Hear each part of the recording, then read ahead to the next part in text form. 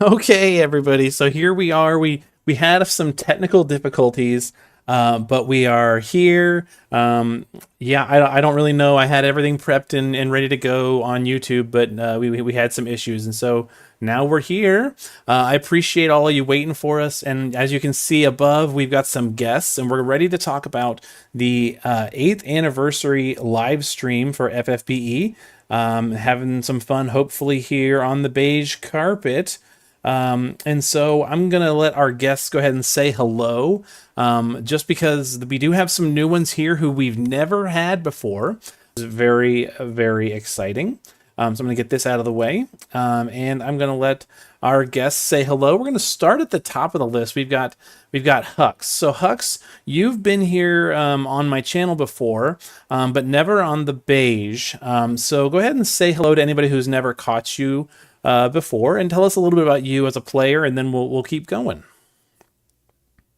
Hi, Huxley, and I've been playing since Katy Perry's event, and yeah, excited to do a beige carpet review. Awesome. Thanks for being here. I appreciate you. And Fabs, go ahead and say hello. Hey, what's up, everybody? Fabs here again. Garrett, appreciate you having me back. Yeah, let's just do this and have a good time. Yeah, there's gonna be a lot to talk about. This one, so I will say this about our next guest. Rooks has been asking to do some collaboration about FFBE for a long time, going back as far back as trying to talk about, just like weekly coffee chats and stuff like that. So Rooks, go ahead and say hello. Yeah, guys, this is Drooks, resident in the Gonzi Sinzar Discord, and also Gertz. And a lot of you may even know me. Been playing since, I believe, August 2016. Not a day one player, but first year player. And glad to be here, Gert. Let's get it done. I'm glad you're here too, and people might not even realize it, but you inspired one of our videos that had the most number of views. That's just like a regular video, and that was the TMR STMR video. That happened during the first Facebook lockout where I couldn't get in the game. So yeah, thank you for all that you've done for our channel too. And of course, how could we have beige without sketch? Happy anniversary, everybody. Yeah, gotta be here for the hype stuff. Come on. Got to be here for the hype really, stuff. And of course, all so of you cool in chat are here about. too. You guys are. Explode. Oh, what were you saying? Hmm? What did you say? Oh, so the hype's gonna explode. Oh, hype's definitely going to explode. Yes. And of course, our most important guest is all of you guys in chat. So if you've got questions, if you've got comments, definitely throw them up here. Slow mode is not enabled, so you can definitely like throw your questions up in the chat, and we'll have some fun trying to talk about it. And yeah, let's just dive straight into it because they dove straight into it, honestly, with tons and tons of slides. We have, if you can believe it, 52 slides to get through. And so here we go. We started off just by getting some introductions about, from Tony and Hiroki saying hello. And, I think it's great to see both of them there. I love the all the little toys. I kept seeing in chat people want to buy all the toys. What do you guys think? Are they cute or not? Pretty solid.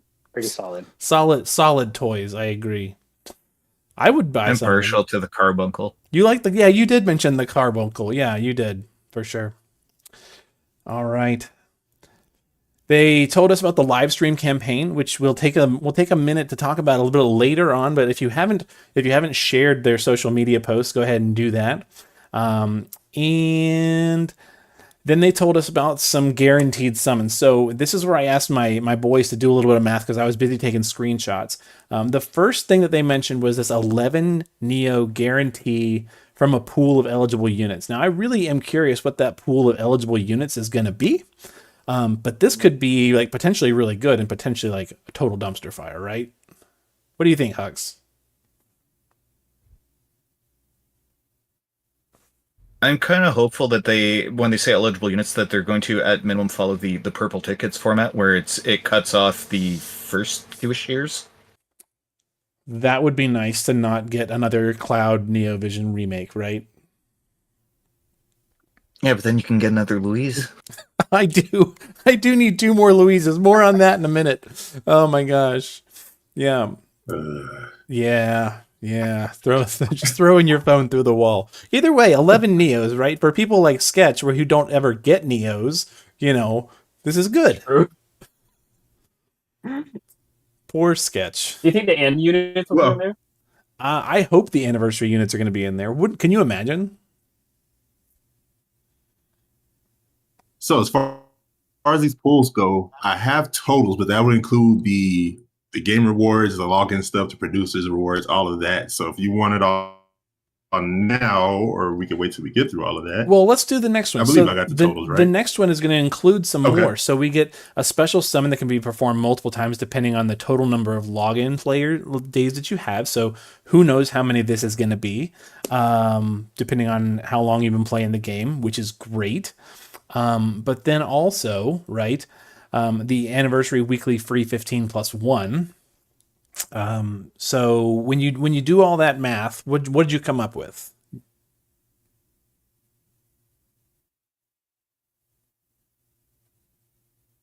Well, with everything, coming up later, I believe we have 198 total pools, with 23 of them being guaranteed NVs.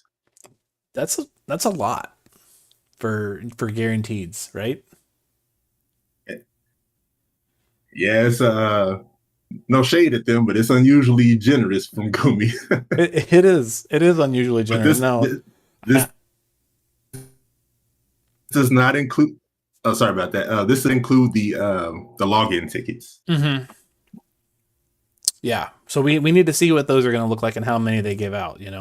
But either way, lots and lots of free pulls, which is really good for anniversary, good for new players. Potentially, they even said for this one, if we go back one, that even new players, brand new players, are still going to get 3 of these. So that's cool. Those I remember last Annie, and I'm not sure about the one before that. I think it was there too, but those are usually pretty good to me. I mean, we're not talking, multiple Neovision units, but you're gonna get a few, and they've never done me wrong. Not gonna lie. Hey, free stuff is free stuff, right? Yes, sir. Well, not when it comes to the FF10 dailies that we got going on. I'm with Sketch, bro. I haven't got a single Neovision on that. Gosh. And I'm tempted to not even pull. Here's our login bonus. So they're giving out 11,500 Lapis, and then 12,000 celebratory Lapis replica. So we're getting a repeat of anniversary Lapis replica, which is, looking good. So far, a lot of the login stuff is good, but this is of course spread out over a good chunk of time. So pay close attention to those dates: 6/27 to 8/7 on parts 1 through 3. But still, Lapis rewards are coming in hot. I mean, total with what we're going to talk about I didn't later. count those 2 tickets because they were. Oh, that's going to be more, yeah. Yeah, I didn't count those 2 tickets because these were not listed specifically as when we're giving them out. So that's an additional 22 with 1 NV guaranteed. So there you go. More for us. So that's we're up to 29 guaranteed Neos, not a multiple of 8. They showed us this slide, which I don't know if you remember from last year's anniversary live stream. This slide was basically on it as well and featured a picture of like Lightning and Elena as opposed to Darkfina and Zahn. So I think that's an interesting tieback, Sketch was pretty excited to see Zahn on there. Tell me about your excitement for that, Sketch. So here's the thing. We all know that Zahn's banner was really expensive. Right? It was. That was not something I could afford to pull, especially with anniversary and stuff coming up. Mm-hmm. I am also probably like one of the, if not, the most committed person to dark teams in our community. As like it's just my thing that I enjoy doing. A lot of the units I enjoy are on that category. So Zahn would be a big buff to my account. As you're going to see in a later slide, we are going to be able to get Zahn for free. If that is what you want to use, they're probably going to make you use all of your Replica on it, right? Yeah, which probably. is fine. But like, you are going to be able to get Zahn for free. He is on. What you're going to see is a banner that we're going to be able to select from. That is a huge deal, right?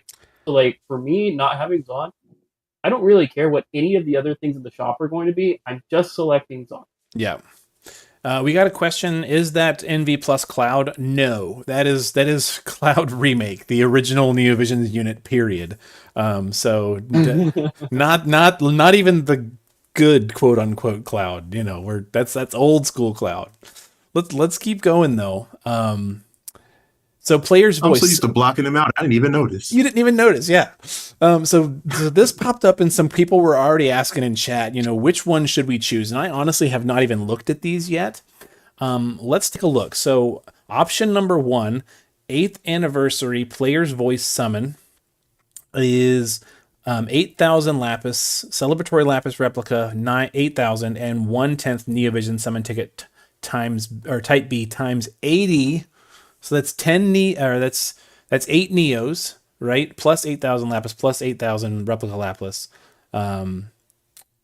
There, right? Or the other one, daily free 8 plus 8s with an 8% Neo rate with 8 guaranteed 5-star NeoVisions units. Do you guys have any immediate thoughts? I'll start with Hux.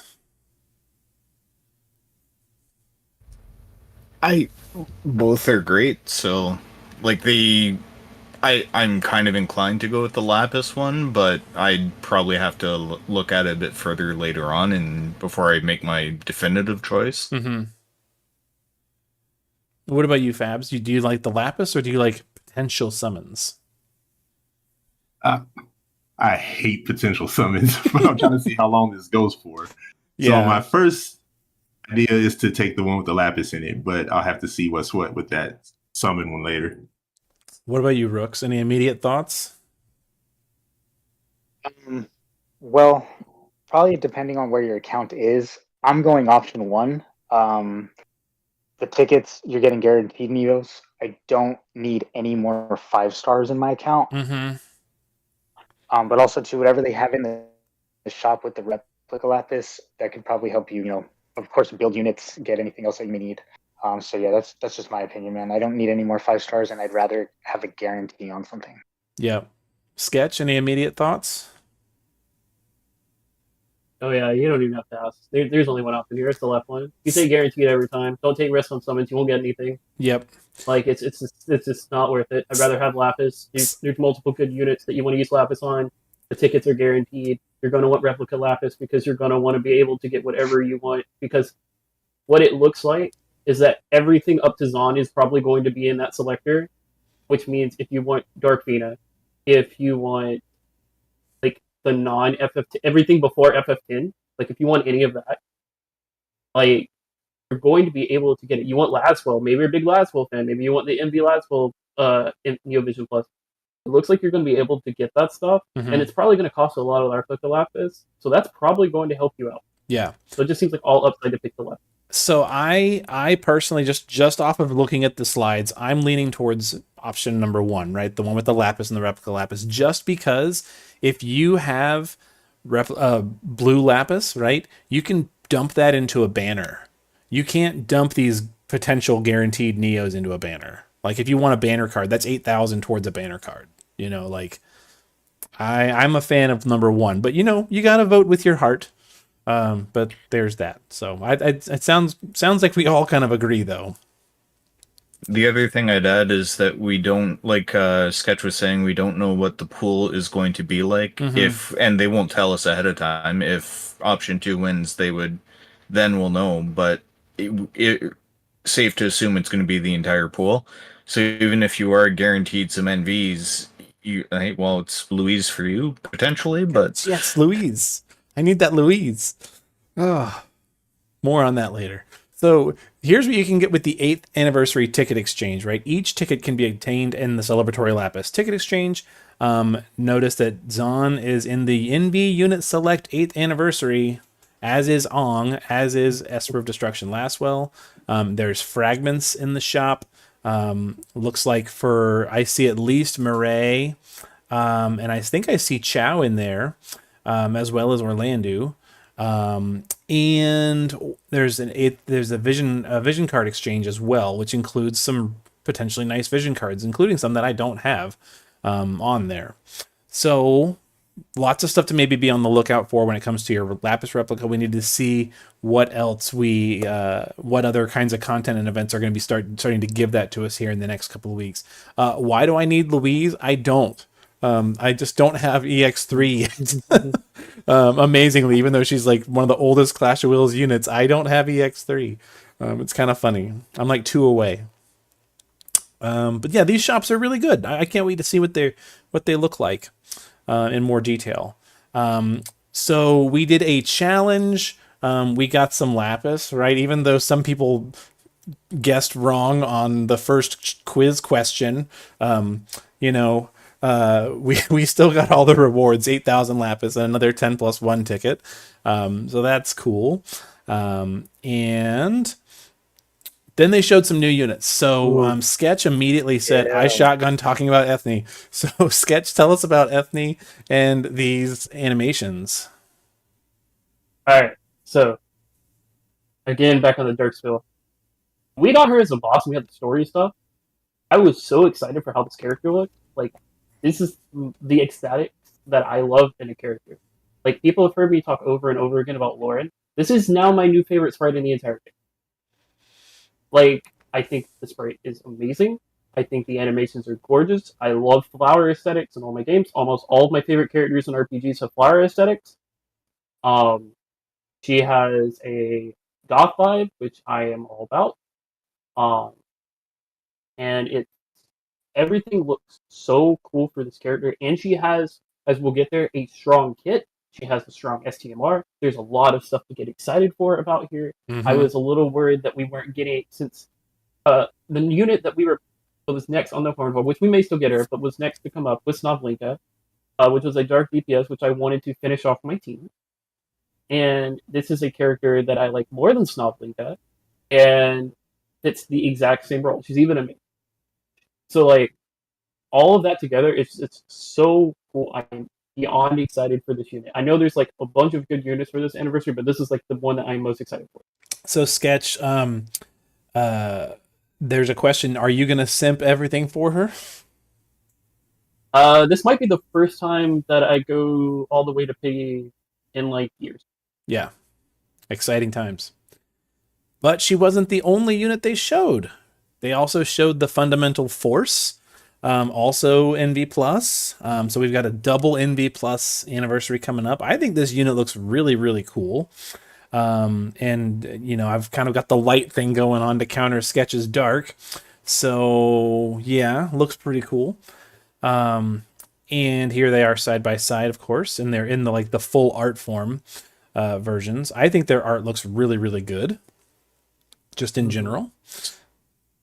So I'll add, if you don't mind. Please. I added it into the chat here and there, and I'm pretty sure I mentioned in the Discord, I'm very confident that this is Ethne, and when we get the story, that Fundamental Force is going to be like a purified version of her. And mostly what was giving me that inclination is if you look at the eyes and where the patch covers are, and it's light and dark, attack and magic. So yeah, that's my prediction. It does. I mean, you can definitely see like both patches, like the metal Ethne side and then like the Fundamental Force side on this side. Yeah.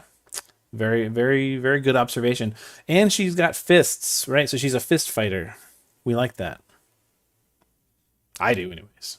She looks good, just a weird name. Yeah, I mean a little bit, but I'm kind of imagining that the Fundamental Force is maybe like the power of friendship, everybody fused together, maybe. I don't know. We'll see.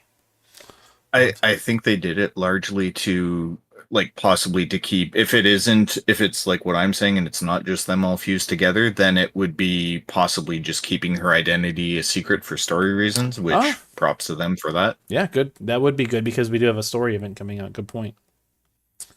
Yeah, I think it looks cool. Someone says the sprite looks like Cecil. Yeah, I could see that. Captain Planet, due to their writing habits, totally, I could see that. Either way, these two units look really cool, just from a visual perspective. Here's Ethne's overall description. She's a powerful mage, access to fire, lightning, water, wind, and dark, and can put up a field 40% amp for all allies for 10 turns. For those elements, so pretty cool. A little more detail here. she activates an ability when Richt is alive and on the field, which removes resist imperils on her and fills the morale gauge. And then she has an ability that boosts the damage of Richt's LB. So, Fabs, you were saying in chat that you feel like this is going to kind of help Richt out because he's kind of fallen behind. Do you have anything you want to add about that? Yeah, every time Rich names came up, everyone would ask, why Rich? Why Rich? And the reason that they're doing all this is because they want you to pair him with her, obviously, by the ability given there. So the only way that's going to be feasible without everyone complaining is to do a bunch of stuff that boosts him. So this here, boosting his LB plus something we're going to see later, will help bring him up to speed. Yeah. I doubt they'll make it to where he's going to be top tier or anything, but it'll make him usable. I mean, he's usable now, but you know what I mean. Yeah. I mean, I definitely have used him on the most recent Clash of Wills. But yeah, I'm excited to keep using him because he's a solidly good unit. Just his damage has kind of fallen a little bit behind. Now, one concern I have is that this Shadow Blossom, which is one use every 3 turns, it seems to be an active ability. So you have to incorporate it into her rotation in order to boost Richt up. But we'll have to see how that goes. I mean, unless you invested in a certain bracer. Good point. I did. Rooks, do you have anything you want to add to this one? The only thing I could say is, piggyback off Sketch, aesthetically amazing. Yeah. Kit wise, looks very, very good. My Richt is EX2. I got him late, and he's in Shard Dungeon right now, so at least I can still use him. I'm happy on the fact of relevancy that even though it's not directly towards the unit Richt, she does help him be relevant in content. But the only thing, she looks very, very good. We'll get more into her card right now, I would imagine. I'm a big fan of the STMRs. I like what they're doing with those. The only thing with her is the field. We've seen a ton of 40s. I think, who was it? Was it Murray or Celeste that had the 70? I don't know. It was a 70 light. Celeste has a 70 light, 50 lightning. There you go. And I know she is, Ethne has the multiple elements. I would just like to see it a little bit more than 40, but yeah, beggars can't be choosers. She looks amazing. Well, and the sword resistance is also nice too. Yeah, that's what we're going to talk about now. So the SLB, you were talking about the sword resistance when we were in chat. So she is an SLB unit, which, for a premium SLB unit, that can be pretty painful sometimes.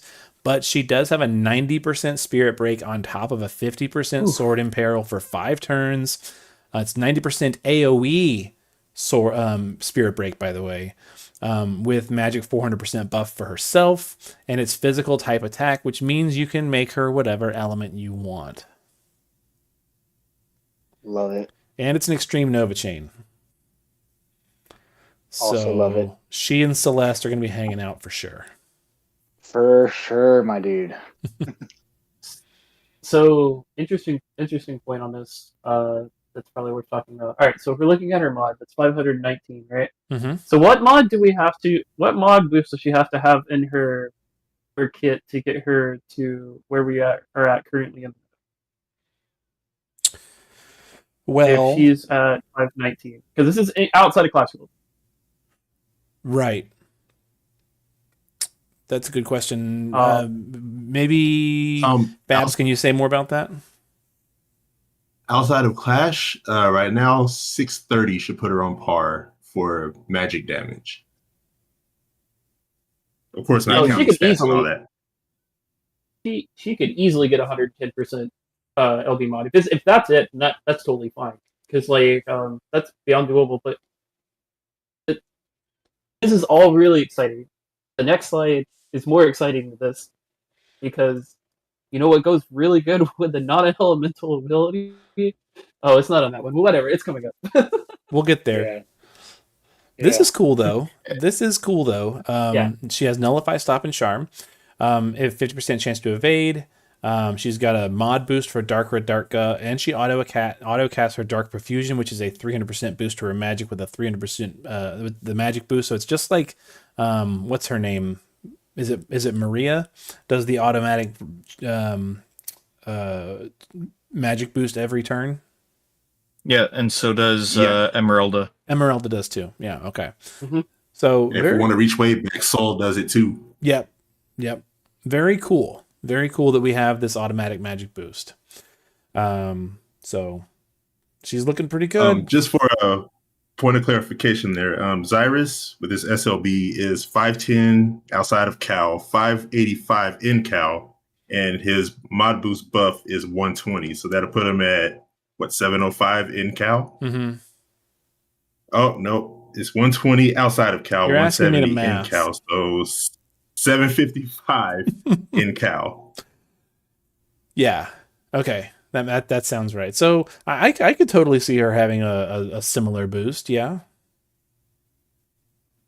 Because she's MV plus. Because she's a not MV plus. She's a premium, as we'll get to. So, is she the first 50% sword break? I believe. I can't remember what Noctis's is. I think Noctis might be 40. I could be wrong. 40. Yeah, I think it's 40. I don't I have just see one, it's so I 3 couldn't tell you today. for sure. Noctis does 40 for swords and short swords, daggers. Yeah.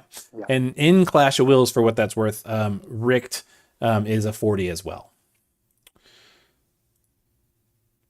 Here is her her other featured abilities.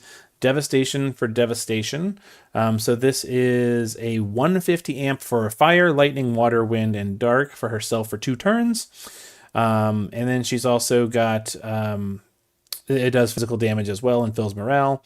And she has everyone's favorite ability, give the enemy dark and let us all absorb it for 1 turn.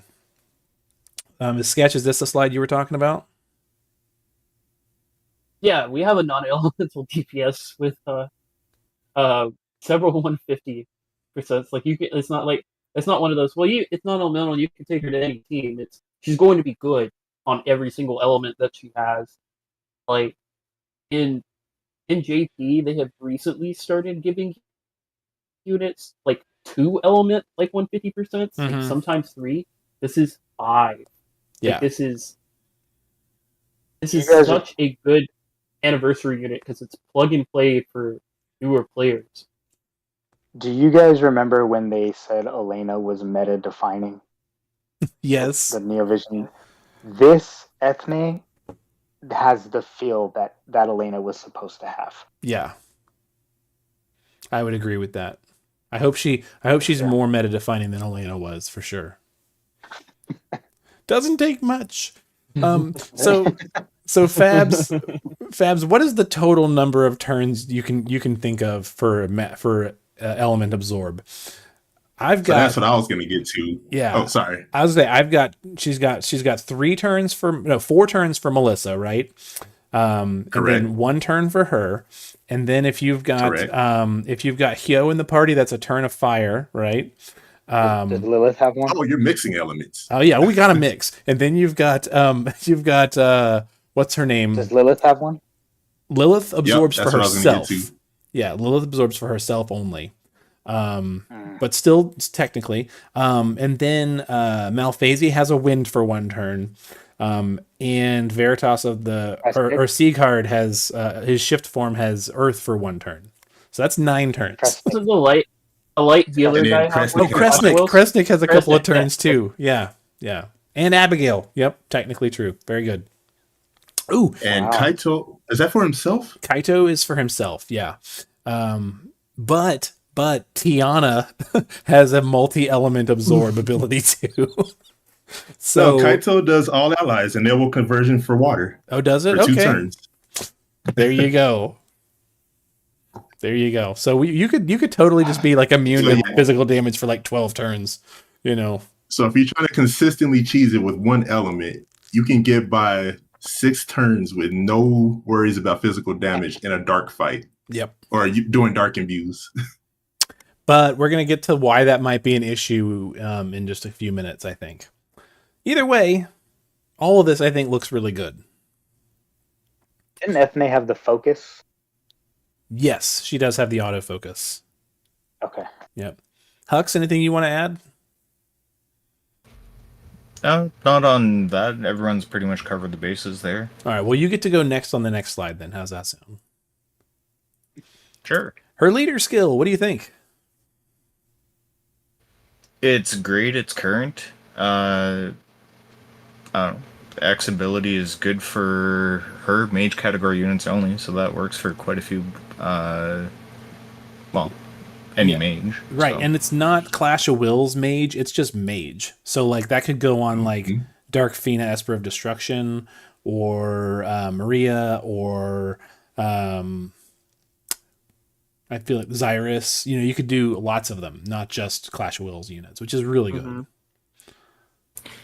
Downside being that she's premium, but still worth it. Mm-hmm. And I do feel Well, like I know too many. please go ahead. Oh, I was gonna say I know too many people will probably be concerned that these numbers look kind of low, quote unquote.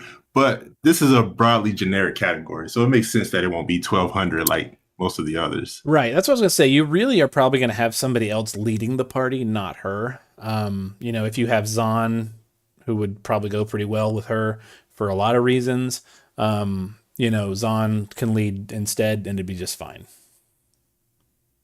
Who are the other two key dark element leaders? There's Emeralda had 1,200 and Jekt. Yes. The new Jekt, yeah. Either way, I feel like it's not a step down in terms of the leader skill because she's not like intended to be the primary leader. Whereas like Elena was the primary leader for a long time.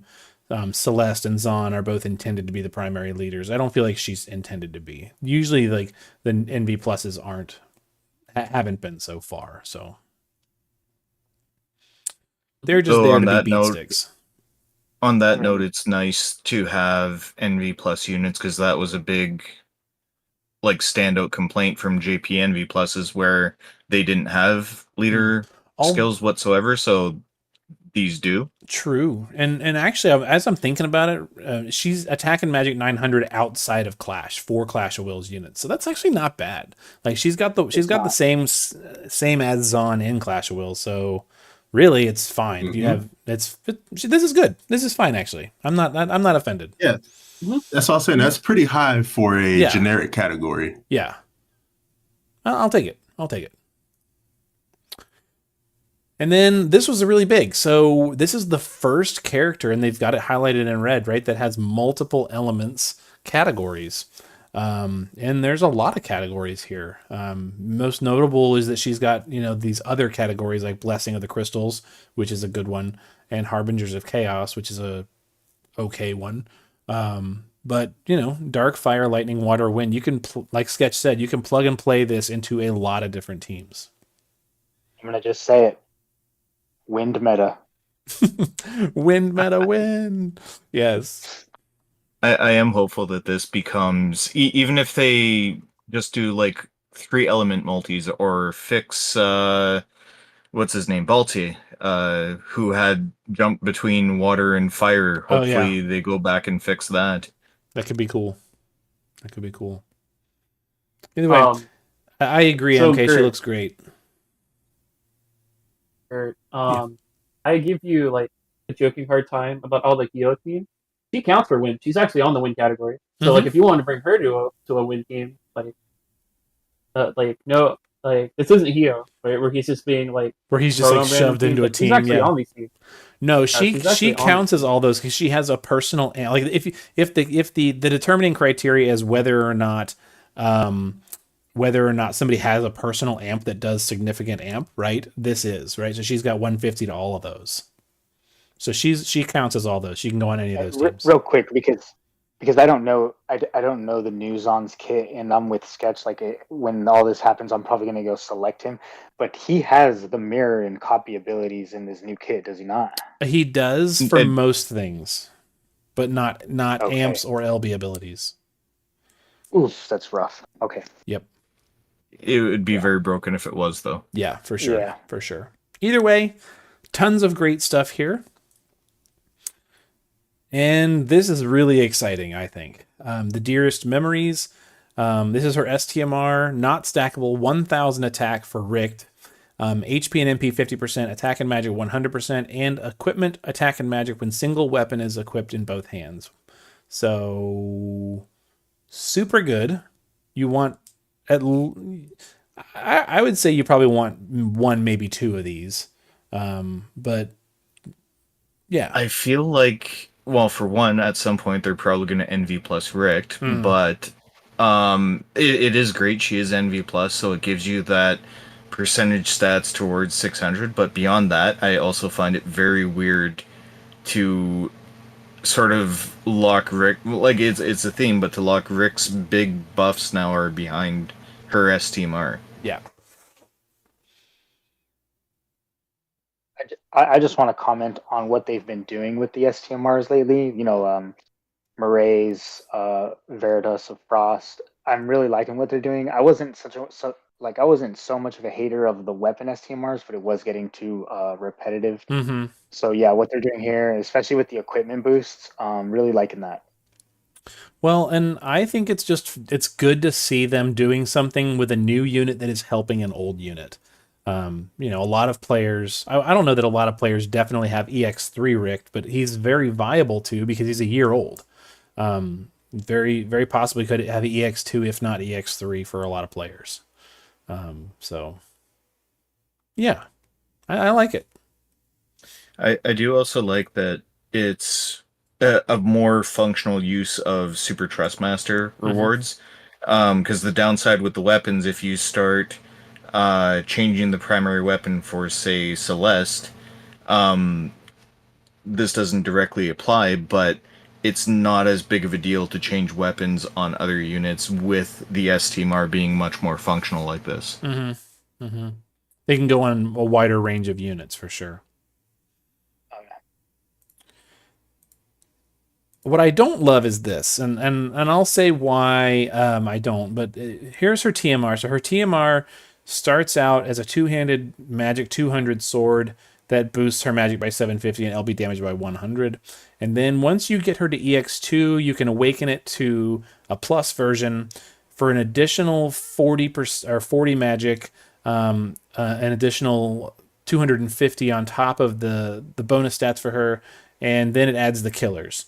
So you get the recipe for this upon reaching EX2. So yeah, what I'm hearing there is that since it's a recipe, you might be able to craft more than one of these. But I just don't like that it's locked behind EX2 for an upgrade to a TMR. I don't like it. Gives incentive to get to X2. I don't fully understand why you don't like that the upgrade is locked behind X2. I guess just because that makes it inaccessible for a lot of players who maybe can't chase after her. I understand what you're saying about the incentive, but she's already probably going to have wicked EX2 abilities anyway, so you already probably want her there. I don't know. To look at her sword, though, like, correct me if I'm wrong, but her sword as a magic sword is basically better with the base stats than what Celeste has, and Celeste is also NV plus. Like, I believe Celeste TMR only gives 500 flat stats, and it's also 200 attack greatsword, if I'm remembering correctly.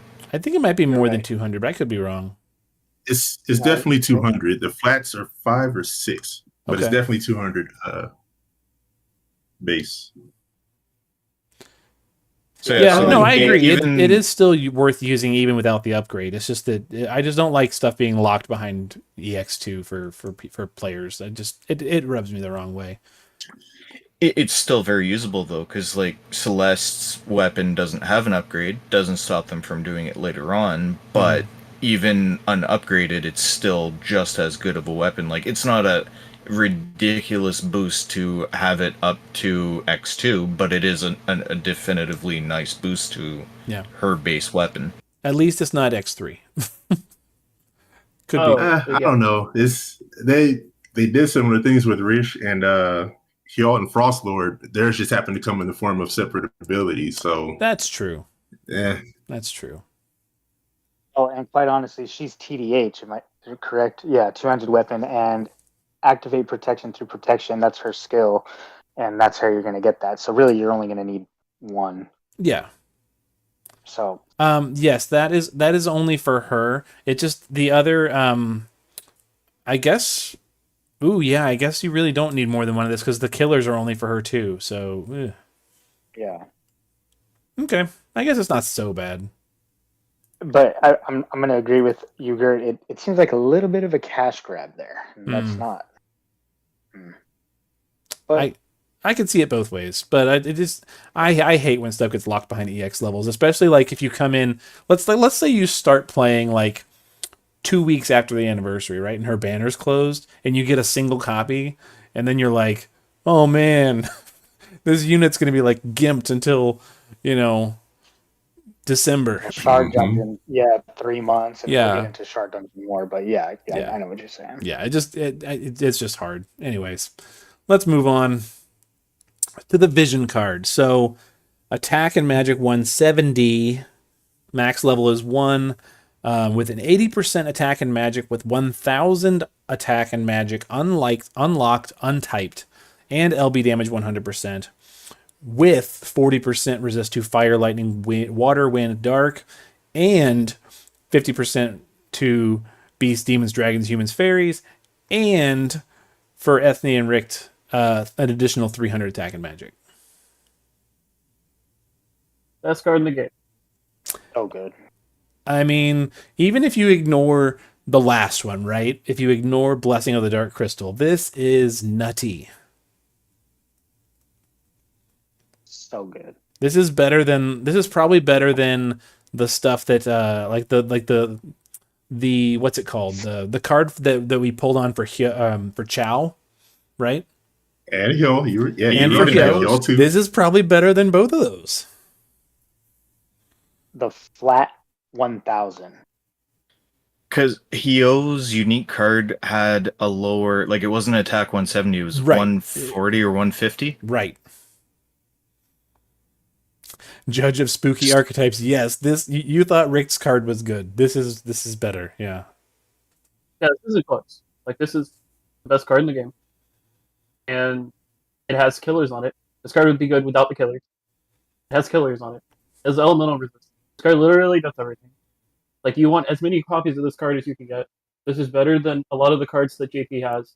Actually, it might still be better than all the cards JP has. I would have to go look. It's definitely like top 3 cards that JP has. It just does actual everything. Like, you want this ASAP because it makes every unit on your account better. Yep. And I know you mentioned earlier, like, Rick might not be meta damage. I don't know if Rick's getting 2300 static attack plus an LB mod. He could easily be meta damage.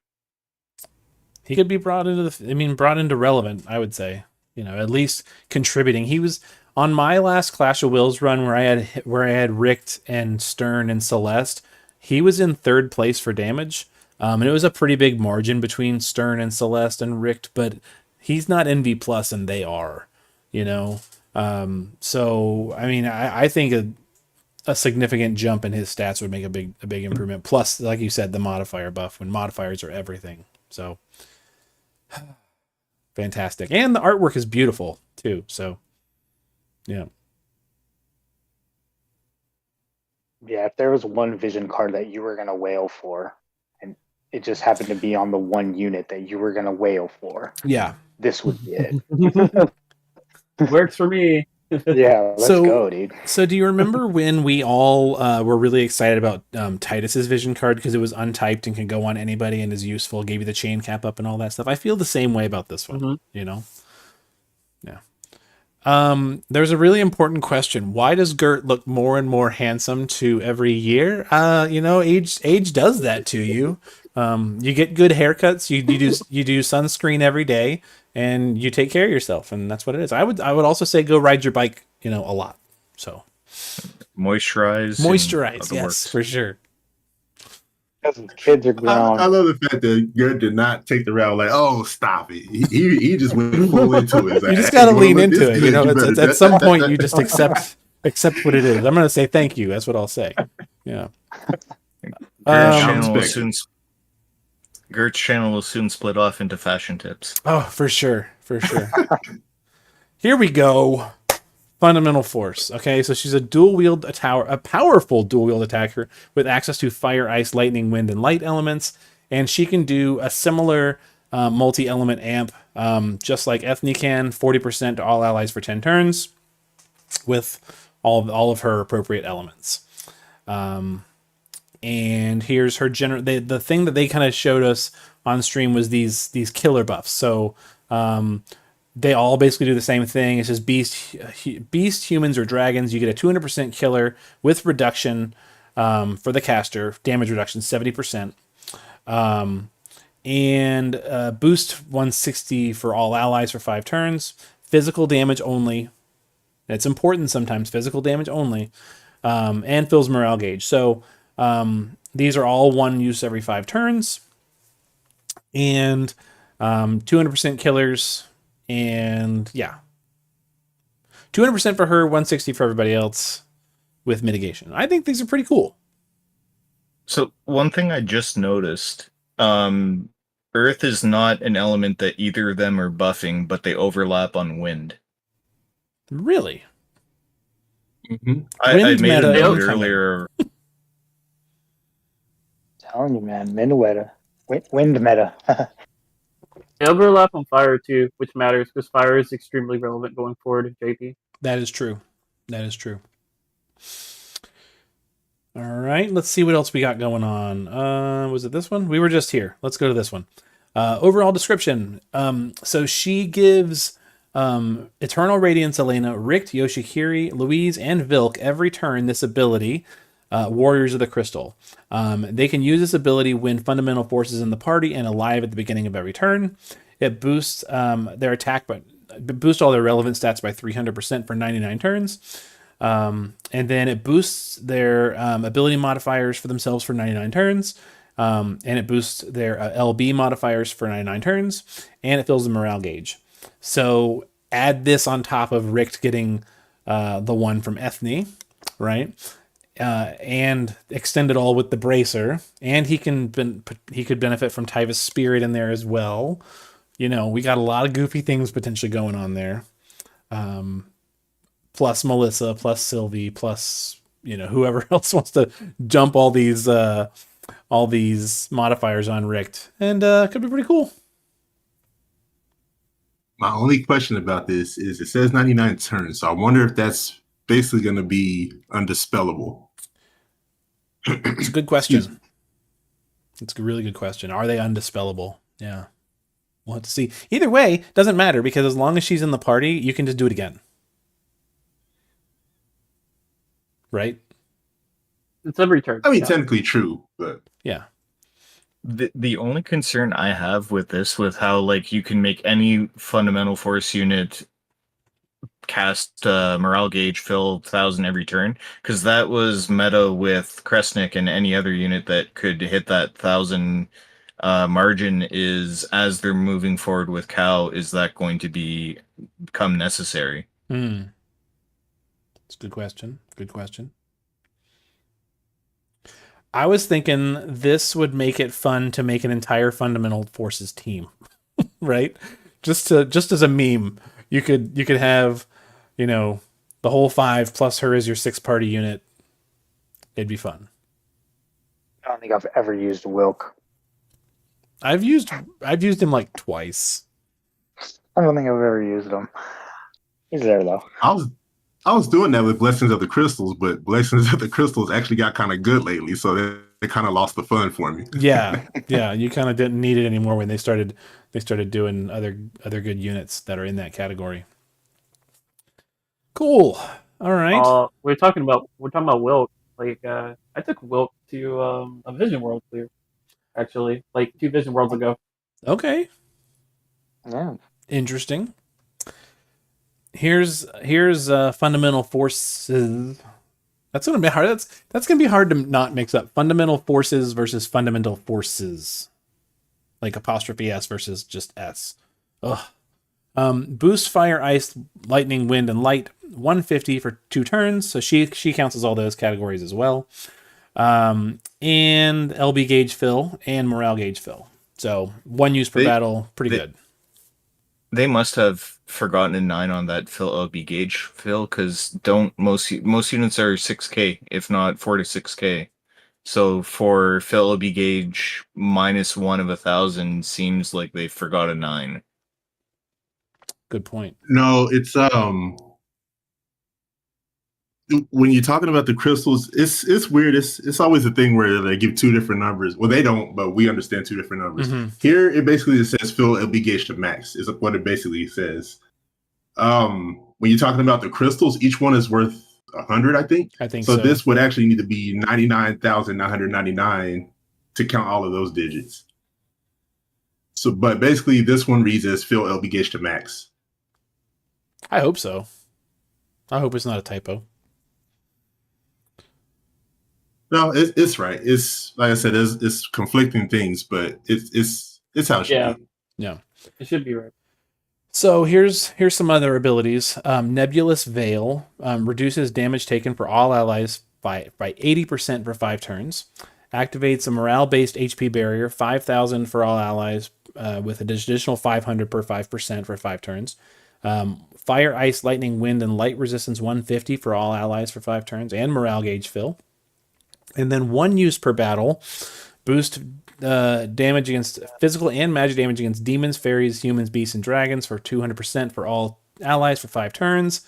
Basically saying, forget you, Zon. We don't need you to spread killers for this fight. You can just take fundamental force. Yeah. So I think this is good. I think these are good abilities all just across the board. I love the mitigation ability. It's fantastic.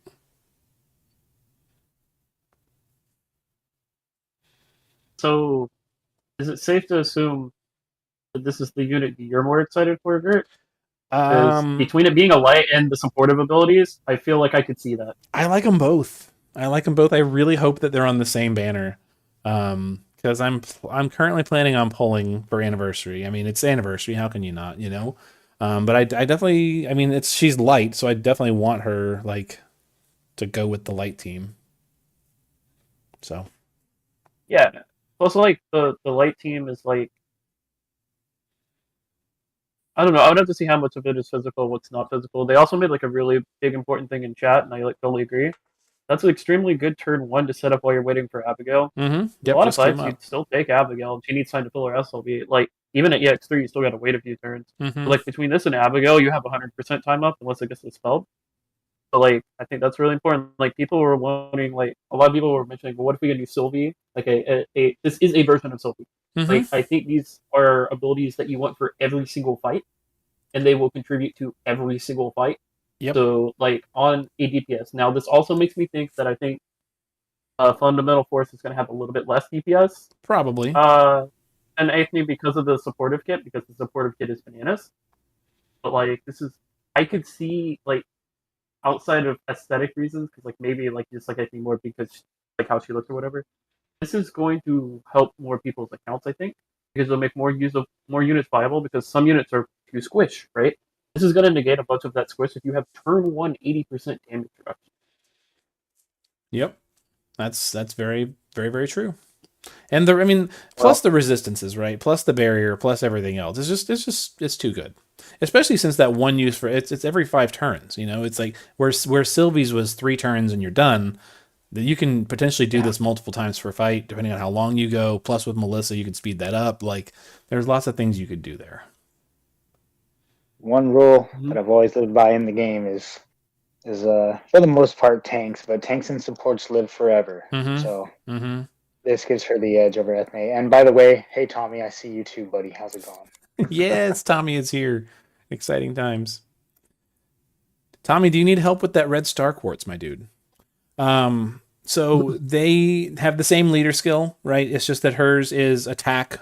Her EX ability is attack 500 for Clash of Wills only. So this is not as flexible as Ethne's EX ability. But then the leader skill is basically the same.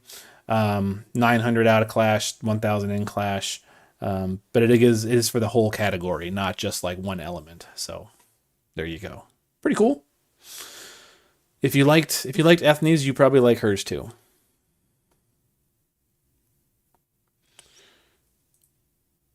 Yeah, I guess just to wrap up on them, I know we got one more to go, but We're doing great. Yeah. two really good units. Yeah, two really good units that kudos to them. Yeah, for sure.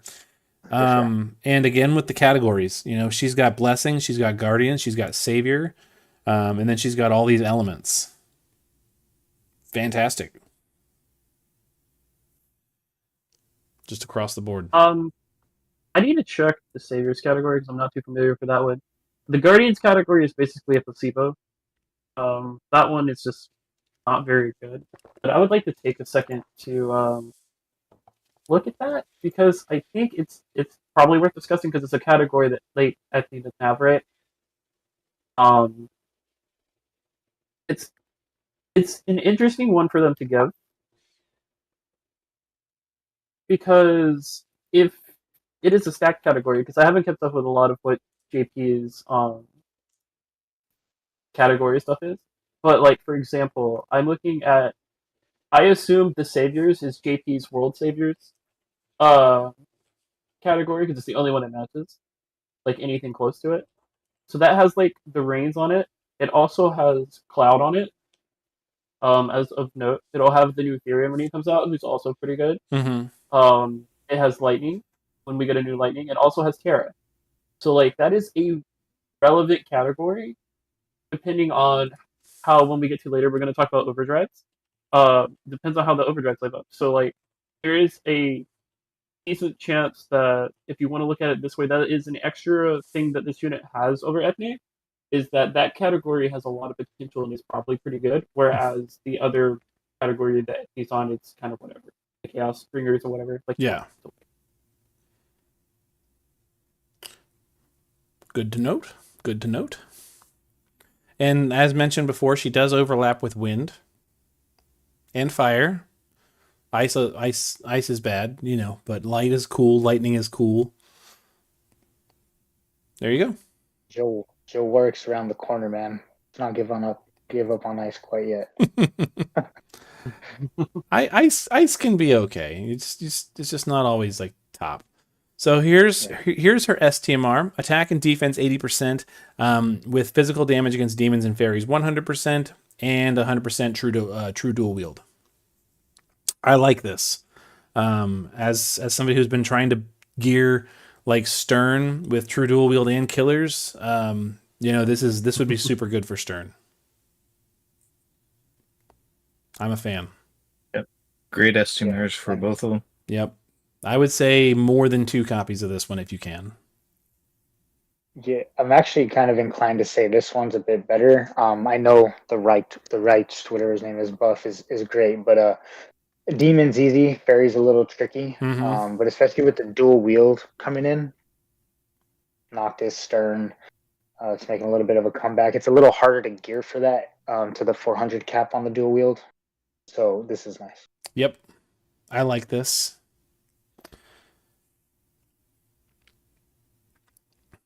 Gert, I sent you a message.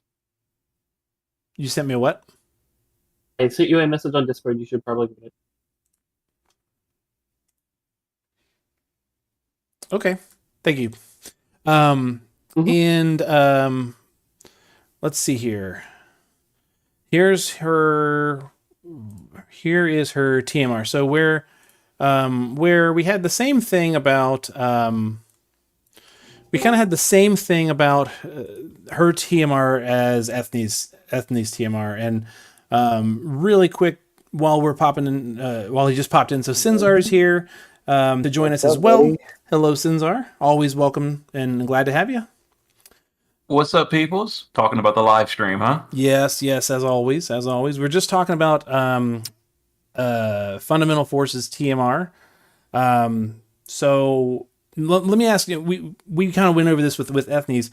I am not wild about the fact that you have to upgrade this at EX2. What is your immediate thought on that? For me, it's fine. It's just a small power boost. If that 1,000 flat attack was also locked behind the upgrade, I'd be like, that's garbage. But because it's only 100 extra attack power, which is actually 500 after a true dual wield, it's 500 more stats. it's for me, it's not that big a deal. There's nothing critical locked behind it. It is locking power behind EX2, but we've been doing that for years anyway with premiums. So Yeah. I don't see it as that big a deal because it's a small boost. But that 1,000, if that was locked, I'd be like, oh, hold on. Yeah. Gert. Yeah. Since we have Sins, I would like to ask him one question about as well from like the earlier stuff we went over. If you Sure. don't mind. Go ahead. So Sinzar, how do you feel that they have thrown one of your favorite units a ton of buffs? Like all of the Rick love is like through the roof, and I know how much you like Rick. I have not had a chance to sit down and put in all those modifiers to Rick to see if it does anything to save him. If it does, I'm thrilled because I like the unit. He's already EX3 for me, and that's just awesome. Like I love unit buffs. I'd rather unit buffs that aren't coming with strings attached. Like you have to be here with the other units too. I'd rather just Rick got crowns the end. But I'm certainly glad Rick is getting better. And once I calculate how much that's going to matter, then I will give you a more specific, oh, this is awesome, or it's just PR that didn't do anything. But Yeah. I have to really sit down and do the math to find out. At this point, I'd be happy with any unit getting crowns. Keep going back to that relevance word, man. Make them relevant again. Yep. If giving Rick 2,300 attack and some mod boosts doesn't do it, I would just give up on unit buffs.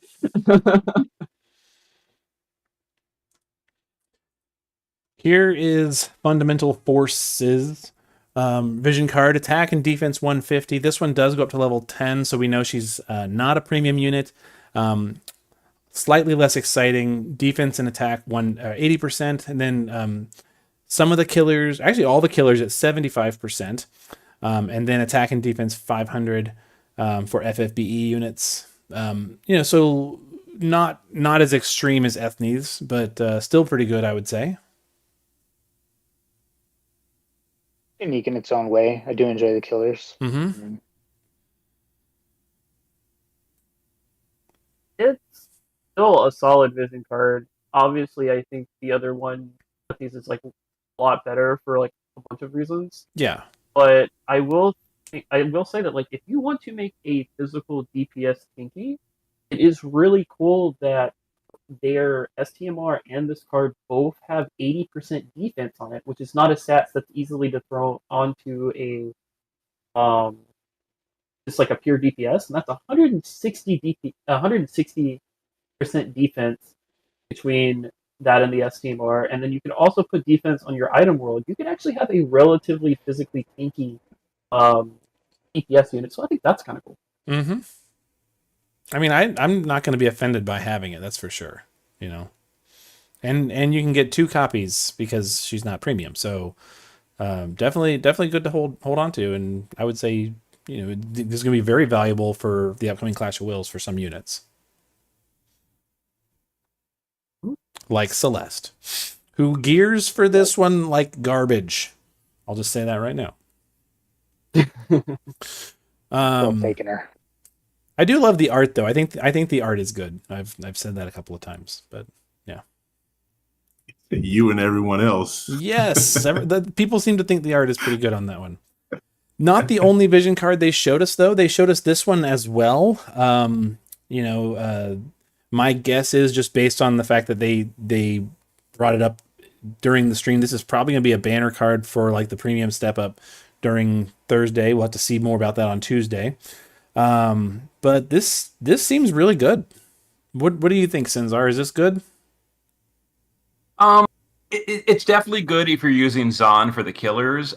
I feel like it's so okay. Let me clarify. It's a good card if you have it. It is not a good card to go after. So if it's like a freebie perk along the way of the normal step up, great. I can't wait to get it. If this is a standalone banner for the card, like 25k for this with a chance of Elena on the way or Ethne, I'm like, nah, no way.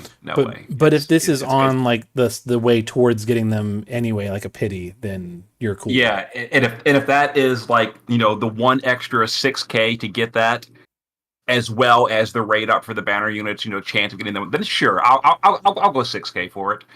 The issue I have is the previous cards where I've done that. I don't know if I've literally ever used a killer card ever in the history of this game. So, like, another 6K for a card that, oh, it's really good, I'm going to use it one day, and never gets used. So I'm starting to learn my lesson at this point. What about you, Fabs? How do you feel about this one? I've had the same issue. The only one that could have been useful, I ended up getting Deoxys's version of this. I guess not exactly the same. Anyway, point is, it's one of those killer cards, but by the time I got it, I already had Zahn, who was doing the machine killer anyway, so kind of became a moot point after that. So, yeah, I also have Ongs, never used it either. Yeah. So I'm really just not caring too much for it. Yeah.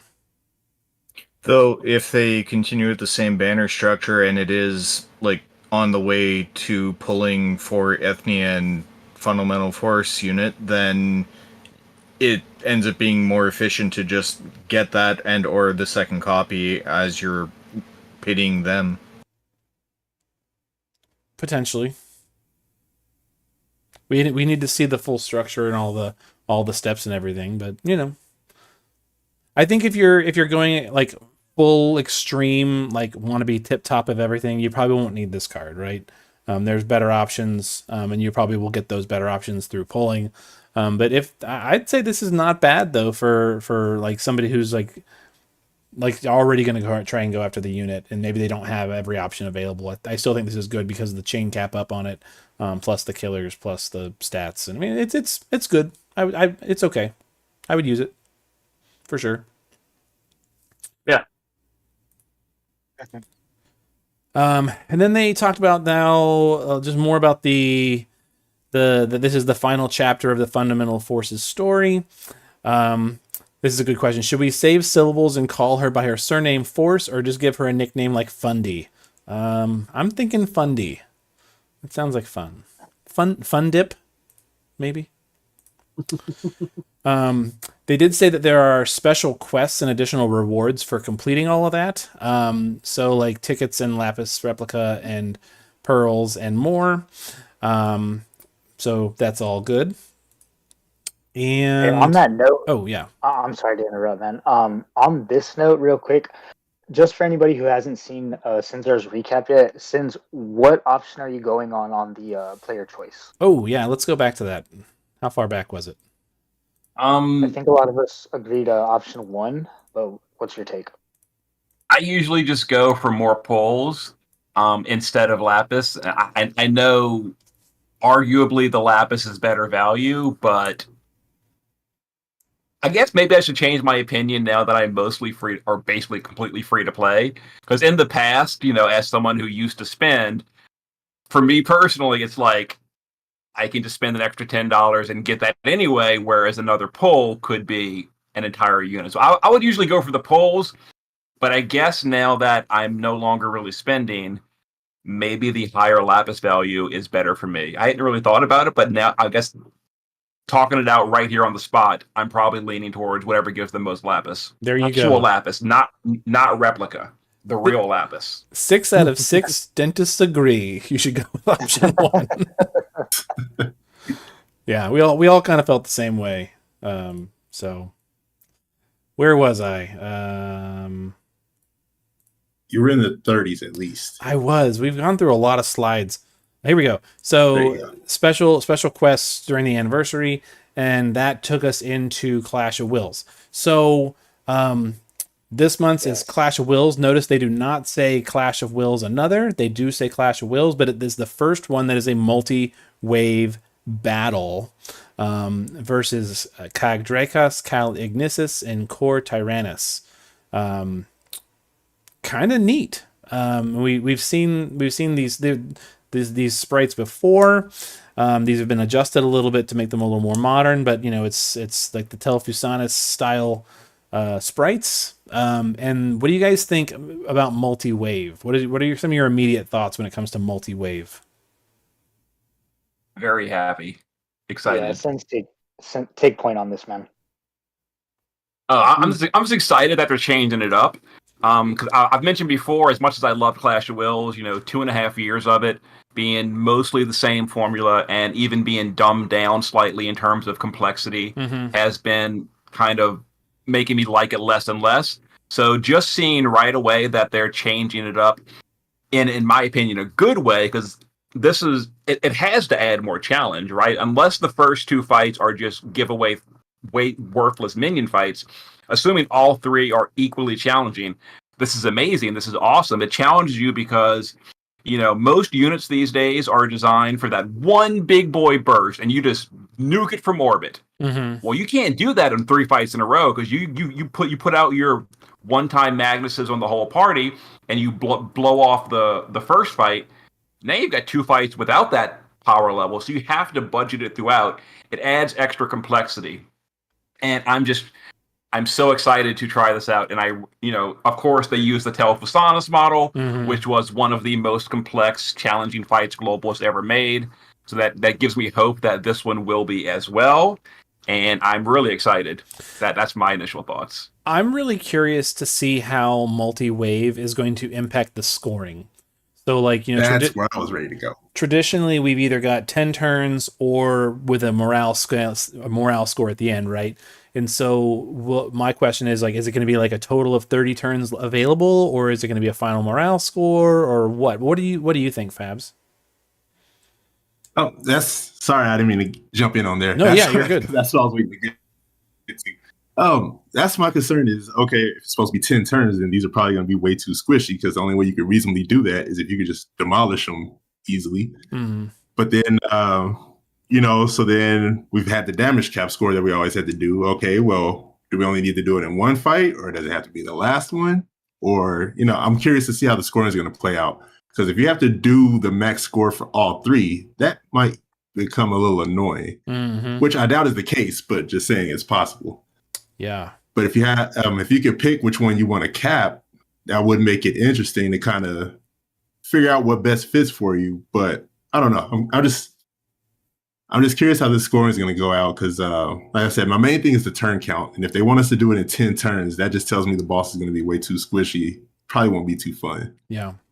So, Hux and Rooks, this is for you guys, because I know how everybody else answers. Do you guys tend to be pushing for rank 1 in Clash of Wills, or do you just kind of push for where you can get, or how do you guys approach Clash of Wills? I usually shoot for rank 1, and I think there's only been 2, possibly 3 that I just cleared because of travel and work. But in general, I tend to shoot for rank 1. Okay.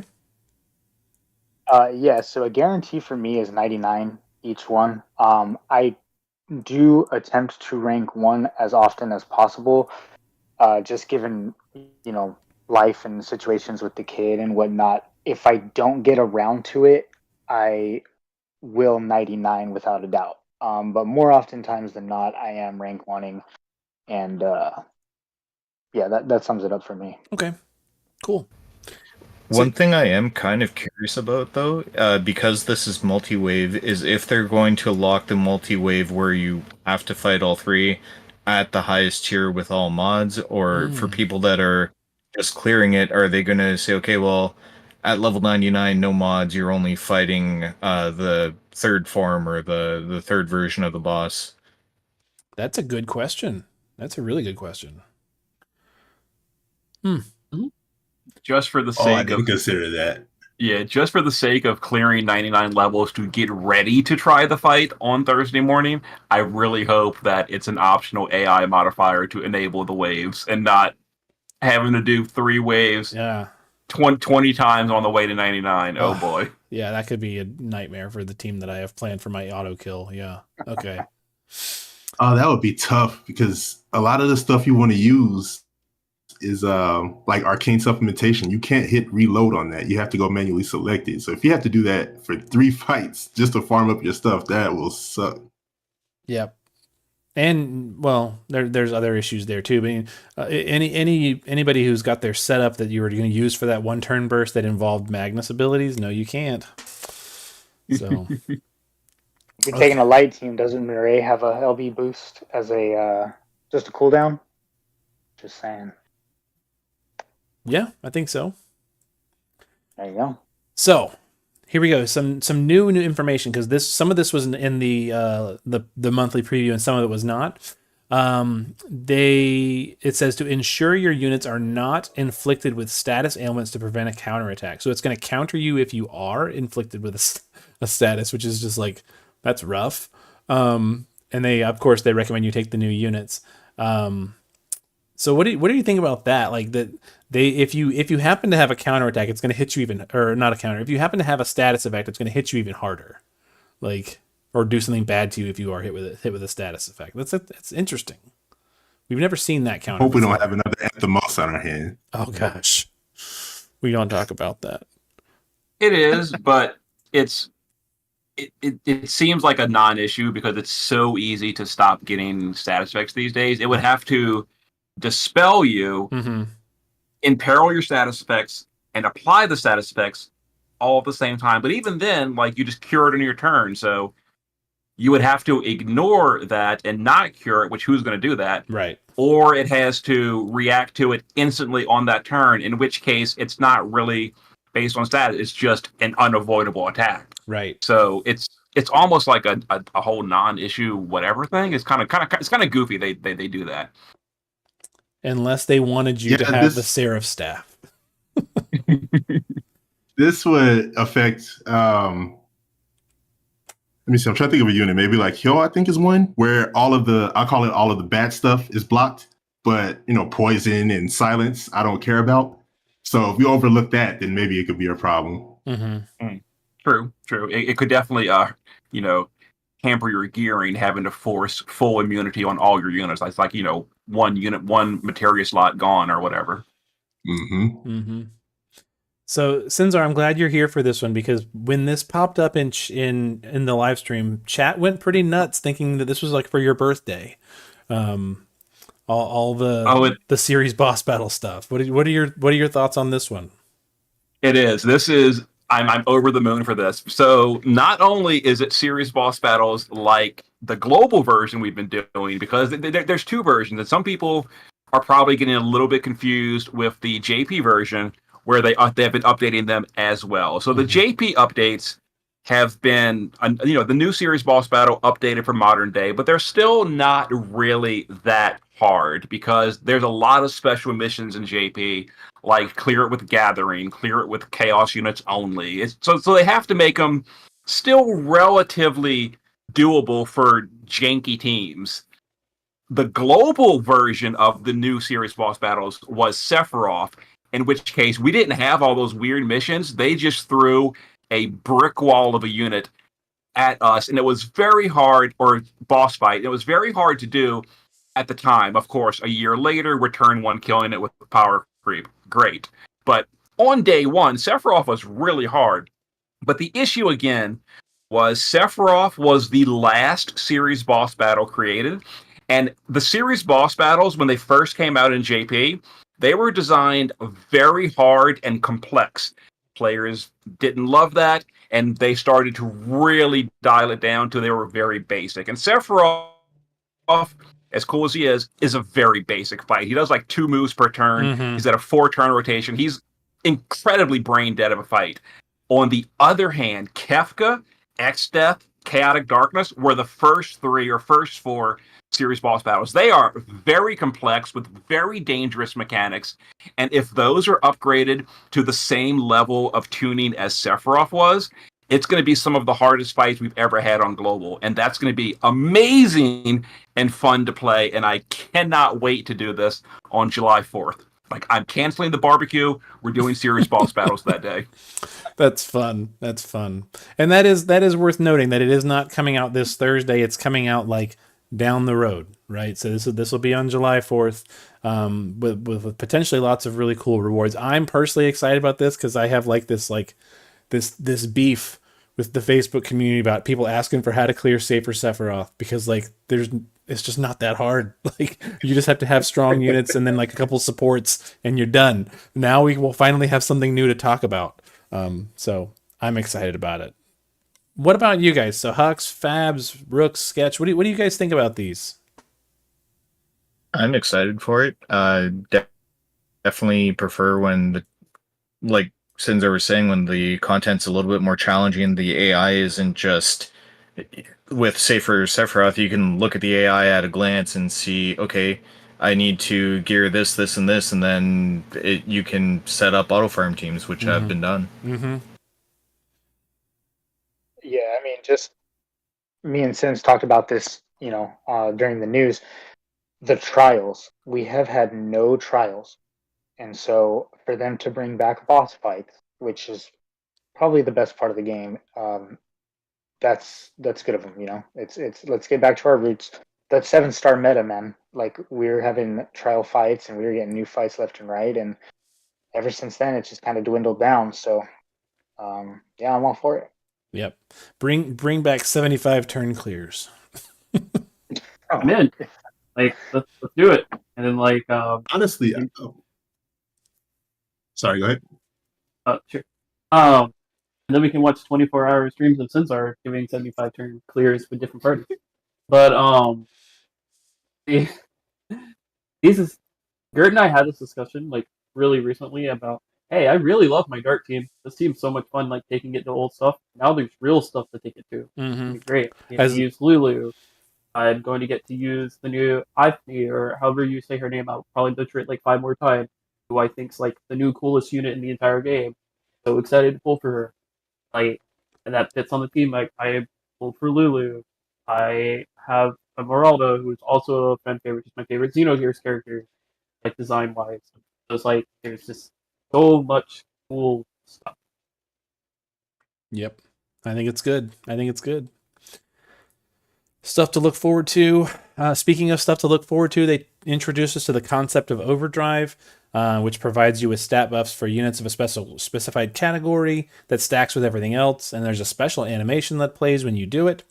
And they gave us our very first example of an overdrive unit on Global, Imperial Shield Wilhelm, who I said looks like he stole all of Golden Riser's clothes. But I think his sprite looks pretty cool. What do you guys think about this? Were you guys Wilhelm fans? Not really, because he was one of those counter 32 times units, and I hated it. But I think this new one looks really good. They definitely did high quality on the sprite work, and it looks great. But no, I did not like the original Wilhelm. I think the aura looks really cool. And he can't counter more than 5 times now. Ooh, true. Oh, that's so true. I didn't use him too often, but his sprite does look good. Yeah, he was actually one that like I never could get. So like I didn't get my first Wilhelm until like year 3 of the game, which who knows why? Same reason I don't have EX3 Louise. Whatever. It's kind of funny since our brings up that 32 counters, because the Telf was on his fight with Charlotte back in the day. She countered non-stop. So just going to the Cal battle we're gonna have, hopefully that's not the case on that. I know it's not possible, but yeah, it all comes together.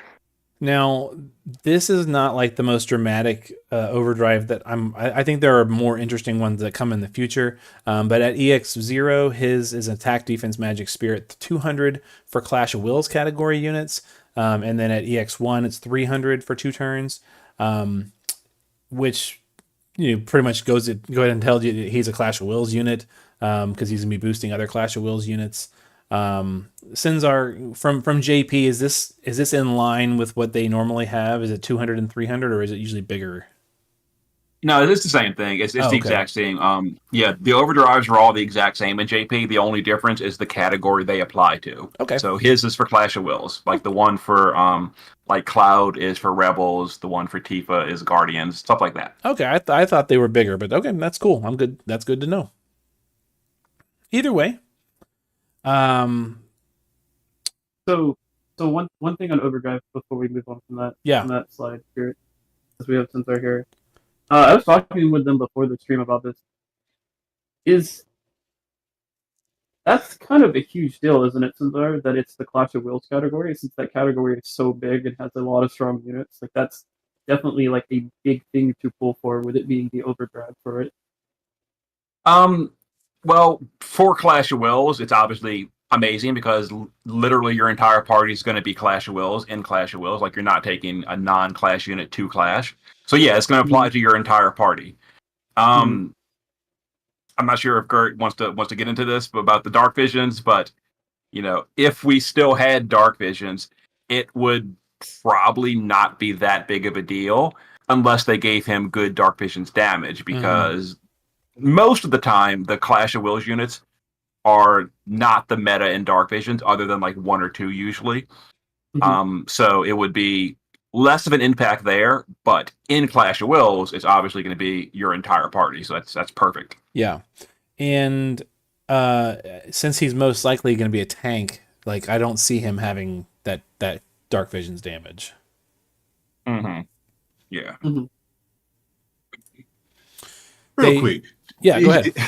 DJ said Wilhelm carried me torso long. Is that a baby legs joke? That's funny. I think it's supposed to be for so long, but that's good. That's a good baby legs joke. I know, I see it. I love it. I love it. So if you're unfamiliar, the way overdrives work is that once units that are in the right category act a certain number of times, then it unlocks the overdrive skill. Overdrive does not count as a usable action. It's just something you click on. In this case, Clash of Wills category units have to act 10 different times. And they said in the live stream, with a full team, you could probably activate this on turn 2 or 3. So there you go. And overdrive in this instance can be used 3 times per quest. And then they just showed some slides about how that works. Nothing too terribly exciting there. But they did emphasize again that you can only use it 3 times per quest. So look forward to getting it. So we know it's coming. So we know they at least have plans to introduce us to that element of the game here in the near future. So that's cool. And then they had Maya come on to talk about fundamental forces. So I didn't want to spend a whole lot of time talking about just like what they were talking about, but it was, I thought, kind of interesting, just to hear some of their like discussion about, why they went the direction that they did about like creating it as a comic book series, or like something that's kind of like parallel to the game that didn't really touch the game other than like characters like to read it. And I thought it was an interesting discussion. I don't know if you guys had anything specific you wanted to say about it. Good to hear from developers. Going once, going twice. We'll move on. No disrespect to Maya or anything, but Yeah. I did sort of tune out a little bit during that section. Yeah. I was listening to it, and I was listening to it while I was kind of putting the slides together. So like, yes, and Nami Nam Nam Nam says, yeah, Maya, the last time she was there was for Clash of Wills, another, which was like, that was a rough day. And I also don't think that was Maya. Yeah, that's what I was gonna say. Yeah, as I said, unfortunately, she's the face of Cal-A, so I wasn't too excited when she showed up. Nothing personal against her. I was just thinking, please don't tell me it's bad news. Well, I thought she did well today, though. They put up a Facebook post, and I'm assuming that's her in the picture. She's got her face covered by a Fina plushie. Oh, they did say she was shy, so maybe that is. Let's take a look for that one. Okay, so but this was the kind of they showed this during the pictures of all the different fundamental forces stuff. They talked about how they unveiled the one on the right hand side at the last live stream for the anniversary, which was a neat experience. Then the comic book ones, it's been cool to just kind of see how the story has been progressing. And then they did emphasize again like the creation of Ethne and their process for creating her as a character. So the concept art's cool. Sketch was like, hey, you can see the bottom of her heel. Yay. So pretty cool. Sketch was into the animations. I really like her design. It might be the first time I go to Pity. So we'll see what that went on. We will see. Here's all the rewards that we obtained today. We got these, a bunch of tickets, bunch of stuff. This is from the reaction challenge that we did meet. So I'm not going to tell you to go do it because we already met it, but you could if you wanted to. And then we're getting an additional producer present, 8,000 lapis and a bunch of other goodies, all themed around 8, except for Eraser Gigantars and Master Crowns. Fabs, what was it you said about that Master's Crown? said that Master's crown is disrespectful. They know they've been skipping upgrades, and then they're going to give us a crown? Come on now. Yes. It's silly. And they're giving only one, as if it's such a valuable resource. Yeah, we can't have 8 of them. No, just one. Real quick, man, I just so we're getting the 8,000 lapis from this. We're getting the 8,000 lapis from their questionnaire. Mm-hmm. We're getting the 11,500 over the course of the 3 months, Mhm. and then we're also still getting the 10,000 for our Vision World if you ranked 1. Eventually, So, we don't know when, but eventually. Yeah. When, yeah. So hopefully, that's during this time period, and that's a nice 30, 36, something like that. Well, we know it's at least 16. 27.5, 37.5. That's a lot. 37.5. So that's a nice chunk of change. Yeah, it's a nice chunk of change that you're Yeah. going to be getting. The Vision World one should be here this Thursday, if I'm not mistaken. Yeah, June 26th. So there's Yeah, half so your after pity. maintenance. Yep. There's half your pity for Ethne. It's gonna There you go. Cool. And that was, believe it or not, it as far as the slides went. I mean, that's 51 slides of goodness. And so, yeah. What we've got left for you guys is we do have a couple of discussions that I wanted to have. Because this was the anniversary stream, I thought it would be nice to have some discussions about a couple of things. And I'm just going to give you guys just a minute to kind of speak freely. I've got 2 topics of discussion, and if any of you need to go, you definitely can. I appreciate that you've been here so far for like just the slides and things like that. As far as chat goes, we're gonna do, like I said, some discussion stuff that is not related to the live stream, just more like our experience of playing the game. And then we have a game that we're gonna play too. So like we've saved all this like non-live stream discussion stuff for the end here. But I wanted to kind of open this up to you guys. So if you think about that, we've been playing this game for 8 years. I want us to think about like what have been some of our, like each of you just share like one like top experience over the past 8 years. It could be, a trial that you completed or something that you accomplished or like a really good pull session. What is something that has just like stood out to you as like a top memory over the past 8 years of FFBE? Hux, you want to start us off? Sure. One of the things I was proudest of first was where I was actually able to jump into, I think it was Sephiroth's Katana battle, and I was able to do it. Nothing was available on YouTube yet, and just off the top of my head, figured out a one-turn kill strategy, and I was pretty proud of that at the time because I knew a lot less than I do now. Cool. Oh, and to add, it was using only Final Fantasy VII units, so I enjoy doing content restricted to the series, and it was FF7 only that I did that. Awesome. Babs, what about you? What's been one of your favorite moments?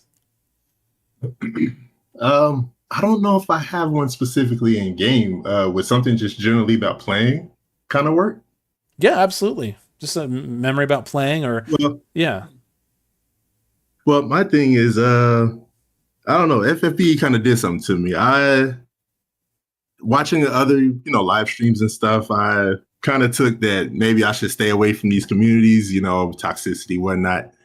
But suddenly I ended up in one major creator at the time's group and kind of just lurked there. And eventually that got to me being in a smaller group where I actually became more involved and started working with people for, some of the more outlandish and budgetist clears. And now I basically have an addiction to checking into the groups and trying to find something interesting to share with people. Mm-hmm. So I guess I can say my favorite thing about this is basically turning me from a lurker to somebody who's actively trying to engage all the time to try to work with people. So I kind of appreciated what that did for me. I like hearing that about you. Thank you. What about you, Rooks? I've actually thought about this for a good while, even since before we started, since you mentioned it in our beginning chat. I've got a couple of things I can go through. The first thing, I don't want to get too detailed about it, but I started FFBE, I think it was August of 2016, and the first event was the first Nier Automata event. Okay? Now, you got to keep in mind, how could I'm just going to be brutally honest about it because I'm open about this stuff, but I don't want it to get too detailed. I had addiction problems well, most of my life really, but there was one substance that I was heavily on that was 2015 to about 2018, and I started FFBE during that time. FFBE has been a constant, even through my rehab, getting clean, and a lot of that has to do with getting out of rehab and finding Gonzi. And I don't know if it's Gandhi or Sinzar's Discord. I always thought it was Gandhi's, but anyway, I'm mainly in that Discord, and ever since then, I know I've been kind of a pain at times, but just the fact that I've found other people that play the game within the Discord, and it's allowed me to continue to play the game and have relationships with these people and do things like this, I really do appreciate it, and Final Fantasy has always been a big part of my life. I've always enjoyed the games. I've always loved them, but having this as a community, it just means a lot. So I do appreciate it. Awesome. Thank you for sharing that. That's really cool. Sinzar, I know you were kind of put on the spot because you didn't know we were having this discussion. Do you have a favorite memory or a thing you like the best? Yeah, there's of course the usual stuff like beating the trials the first time and all. But if I was going to, I guess, go back and like, I'm still really proud of this to this day, is the work I did on the wiki. This might be a strange answer to you, but No. quite a few of the 7-star era trial pages on the wiki, I actually made all of those by hand. And probably one of the ones I'm most proud of is if you ever go to the Scorn of the Wicked Moon wiki page, like that 40 turn AI chart that I made, I kid you not, it must have taken me 6 or 7 hours to make that because I did it by hand. I didn't automate it. And I had to look up through the complicated AI to make that chart. But I was so proud of that, and it used me to. I used that to help me beat the Wicked Moon trial, the Scorn of the Wicked Moon, my first time. And I've just had people over time say, not so much these days, but back when it was a relevant trial, they just said, thanks, that's a really helpful chart and page you made to help me beat that fight. So it was just cool. It's just like a little, I'm kind of proud of that I did. I was able to help that way outside of just like my YouTube stuff. I also did some of the wiki pages that people have come to me and said, thank you for doing that. So it was kind of nice. That's really cool. There's like it's like community work, It's like it's engagement in something. What about you, Sketch? Besides like the actual community stuff, where like I am very talkative, so like I've been very active in the community for years. But if it's like a trial or something like that, probably the very first Halloween event, because how most people were beating the fight was they were spending a lot in pulling for lightning when she came out. Is every single guide that people were making was like, hey, use your lightning and a lightning friend, and then like you can do this in like 10 turns. Well, I didn't have lightning. I didn't have anything like super strong, whatever. Like we were using the Sadio for breaks back in the day.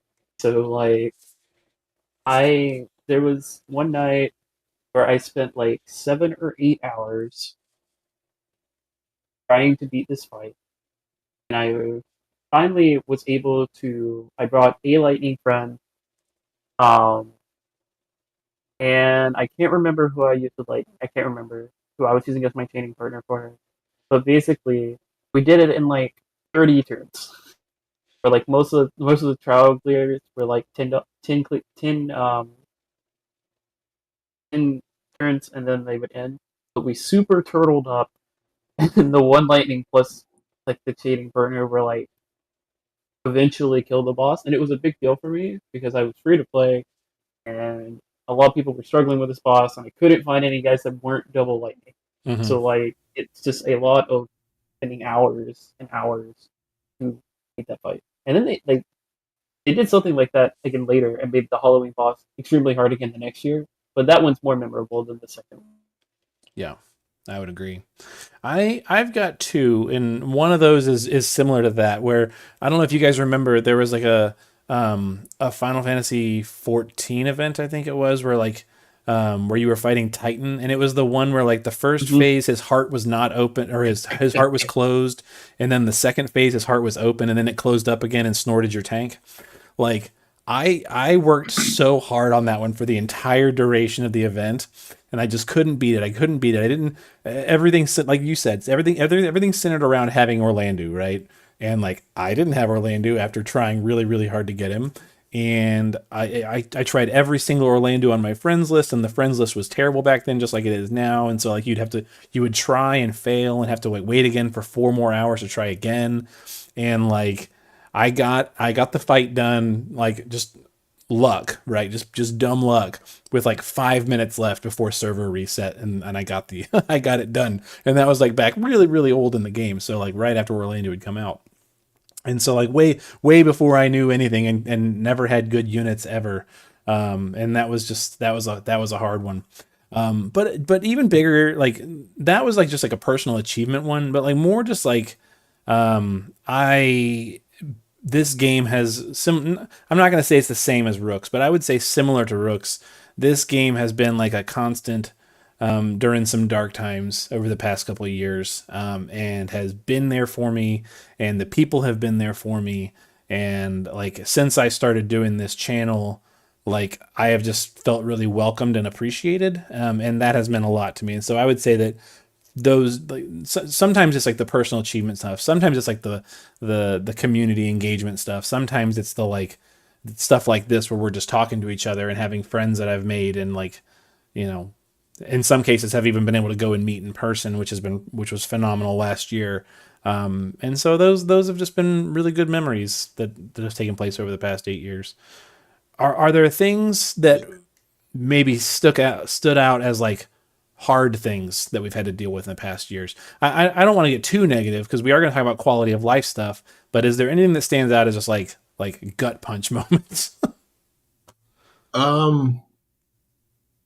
Well, first of all, about what you were saying, all I could think was tumult. Yes, tumult. Oh my gosh. Tumult. The second, I just want to specifically take the time out to just acknowledge Rooks, man.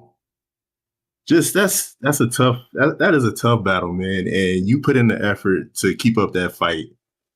And I don't think people truly understand how difficult that is. I haven't personally lived it, but I've known too many people who have dealt with addiction. So to hear you, giving it your best fight, I'm glad to see you still around, man. I appreciate it, man. Oh yeah, of course. But I can say a hard time is honestly about now. And because I wasn't expecting to get so deep about this, what's bothering me about now is, like you all, I happen to find FFBE at, if not my lowest point, it had to be close. So I was basically just kind of, hey, Final Fantasy characters, it's a game about them. Let me try it. Then to see there was a community about it, I was always interested. But like I said, I was kind of just a lurker.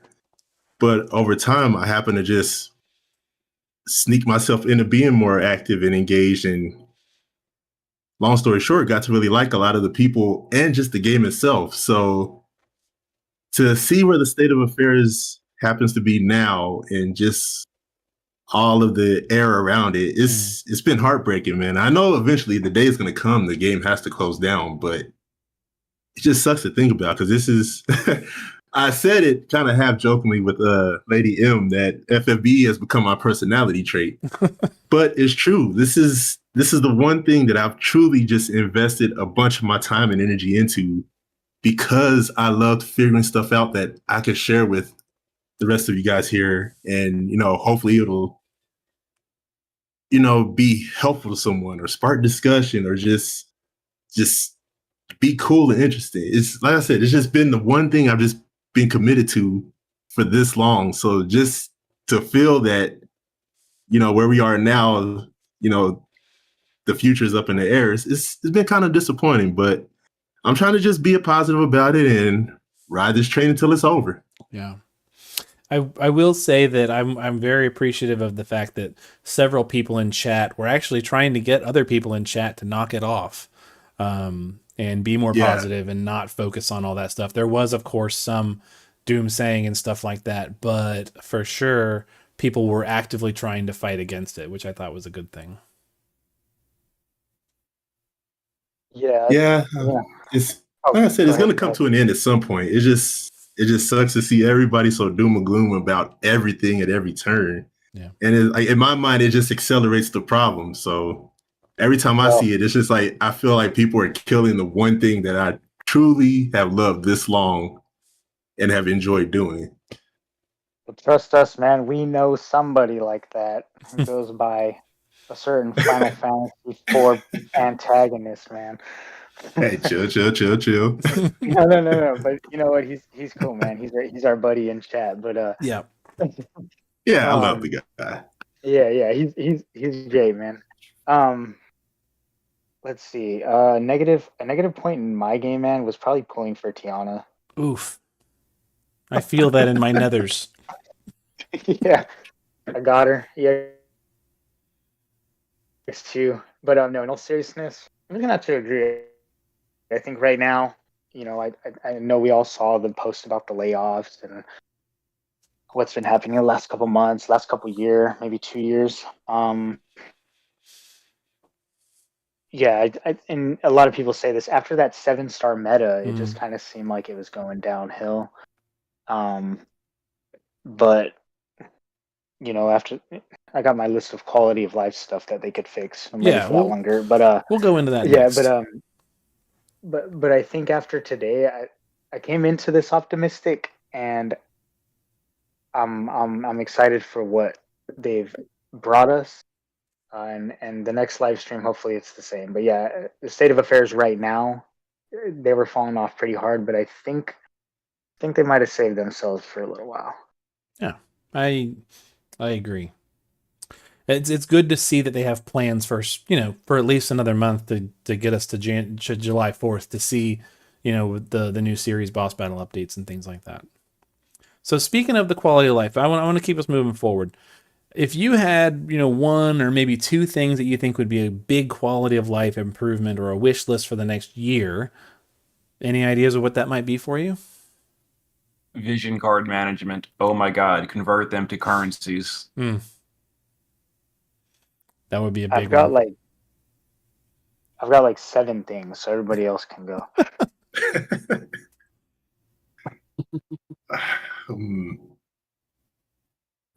I can go next. What I actually sent them a suggestion just because it seems to be a reoccurring thing where like this current vision card that we have a banner for is a great vision card, but if you don't need the units, it's really hard to justify pulling. So I sent them a suggestion and said, they do it in a lot of other games. Let us choose the units that we would like to see a rate up on rather than them picking 4 from several months ago. It's not the biggest ask to me. Let me add a couple, like a percent or something to them so that it increases my odds, and at least then it's a little bit more incentive and justifies it a bit more rather than getting units that I may not need whatsoever. Mm-hmm. Letting us vote for it would be really cool. Not even voting, just being able to like pick and choose from a list. A lot of other games that I've taken a look at will let you do that. Good idea.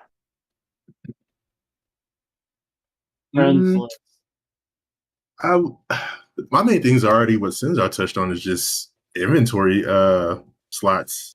Either give us more or no, that won't fix the problem because eventually those will load up too. We need conversion of currency. We need some sort of better storage system, something. So I agree with that. But I touched on that and lost where I was going to go. Refund any lapis and slot expansion tickets that you've ever spent and just give us unlimited. The thing that they could have done a long time ago is the friends list. I don't know if it's still the same in War of the Visions, but they have a refresh button. And sure, it had limited times you could push it, I guess, to avoid us beating up the server, but just let us do that here. I don't want to have to keep reloading the game or running a bunch of other stuff first to have to hope someone else pops up. Just let me hit a refresh button and be done with it. So not to trigger you further, but Brave Exvius has it too. The JP server added that quite a ways back, and Global is very overdue for that friends I list forgot refresh about button. We should have, yeah, we should have had it about a month and a half ago if we went by the timeline. You did trigger me because I completely forgot JP got it. That must have been in the spaghetti code for like the Waka banner. So yeah, when Waka got dodged, then we don't get that. Yep. Yeah, where is double fragment dungeon or something different other than just run it once a day? Like, give us some changes to that. That'd be sweet. Yeah, and a shard dungeon upgrade for sure. Maybe fix some rates, but let me give you the two that drive me crazy. Okay. They could go back to better bundles for one, so more for less on the bundles. But this one, it's an everyday thing. The daily missions. Every time you complete something, you have to get a pop-up. Just give me a pop-up for the Lapis when I've completed all 7, and I would be happy. Pop-up fatigue is real. I'm just going to say that right now. I play this Uno game on my iPad, and there's a pop-up every screen. And if you're not in a game, you're getting a pop-up, and it's so bad that I don't like to play it. And I love Uno. Like, I'll go and I'll send my gifts to friends, and I'll go to the next screen to do something. It'll pop up. I'll accidentally hit it, and I'll have to go to the page or screen where they give you the rewards. Like, bro, I don't want to do that right now. Just leave it alone. Yep. But yeah, that's my rant. It's so weird now that you guys mentioned it that we didn't see anything about the frag dungeon. Like, there's no 2 times or anything. Like, there's a chance it could just be in the news under all the campaign stuff because they didn't list that much campaign stuff. Like, I think they would have discussed it. But like, as a way to like build up to make sure you're logging in every day. We're going to give you double fragment dungeon or something like that. They would have added that in. Yeah, there hasn't been any kind of like copy and paste for gearing, has there? Nope. Between shift farms, that would be nice. Oh, yeah. Yet again, JP added that. They have the button. There's literally a button that says copy from previous form. Well, I'm not going to get triggered, Sinzar, but I'm just going to be hopeful that we'll get that eventually. So thank you. That would be nice. That would be nice. Yeah. Any others before we move on to what I think is going to be a very fun game segment of this live stream? Oh, any others? Nah, man, just the NVA pluses. Yeah. Vision Awakening Where are all pluses. those units? I don't know what happened. Yeah, where's all the units, man? Where's Cater, man? I'd like to be able to get rid of the excessive frags for the stat upgrades that JP has. Mm-hmm. The EX stages, I was hoping that they would mention something like the weekly EX stages that we got with each banner, but maybe they'll do something with that soon, since we're just going through anniversary right now. We'll have to see. Yeah. Well, the last quality of life thing I could think of that I know we won't get, but they need to just get rid of the EX requirements in Cal by now. If they want to save the game, quit forcing us to have 16 EX levels, and maybe they have some hope. So, just if I can cut in right there for a second. Do it. I was just thinking about that, and of course, a pride may be an issue of it, but I was just thinking to myself, like, my Zon is currently EX1, and if I pull for Ethne and Elena, or Ethne and Forces, whatever, almost certainly the best they're going to be is EX2. So if I wanted to bring them, like, I'm not hitting EX16. I was thinking about it, like, if, this potentially could be just the finale of Clash, do I really care if I don't technically hit rank 1? Could I just take my best team and have fun with it? And will it matter that much? Like, I was thinking to myself, like, I won't even care that much about the EX level. Oh, then again, I'm just realizing to myself, that means also it wouldn't be at the full challenge level either, because I wouldn't have all the mods turned on it. I do want the full challenge. Oh, damn, that's so irritating. Yeah. Wow. And therein lies my problem. Because there's always been there used to be times where I would try to work with people, try this team out, we could work it out. Because I like to personally directly work with someone with what they have. Well, I would come up with something. I can't do that because mine's only EX2. I can't do that, mine's only EX1. And it got frustrating. The party could work functionally, but the EX levels were the problem. Yeah. My favorite thing about that conversation is when you say, oh, well, I can't do that because my Elena is not EX3. And then they go, your Elena doesn't have to be EX3. And you're like, yeah, it does, because I have to have EX3 of everything. It's just not that simple. It's not that simple to just say, oh, you don't have to have EX3, because you do. Somebody has to be. Mm-hmm. Anyways, they could clean out the shops too. Like, why do we have a permanent exchange shop? There's nothing in there. Whatever.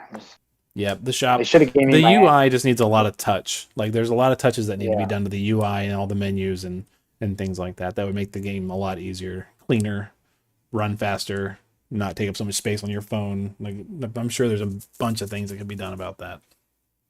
Yeah, just stuff like that. They should have gave me Ash last week also. Oh, yeah. Good luck with that. Maybe next week? Maybe next week. Yep. All right. Well, that if that was a detour from the live stream, and if that was not silly enough for you, what we have in store for you next is the extreme silliness that is going to be us playing a game that is not. I mean, it's tied to FFBE, but it is definitely like a departure from the norm, and we're going to play a game that I am calling Siren Bucks.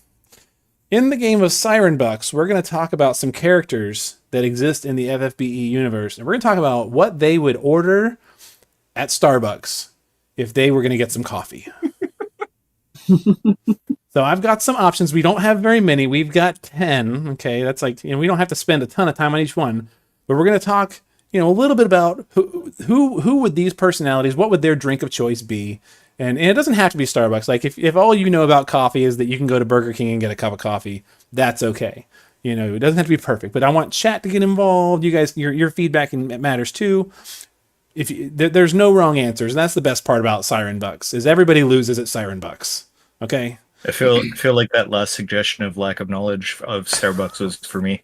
Yeah, it's okay. It's everybody. I mean, there are places in the world that don't have Starbucks, and it's a thing.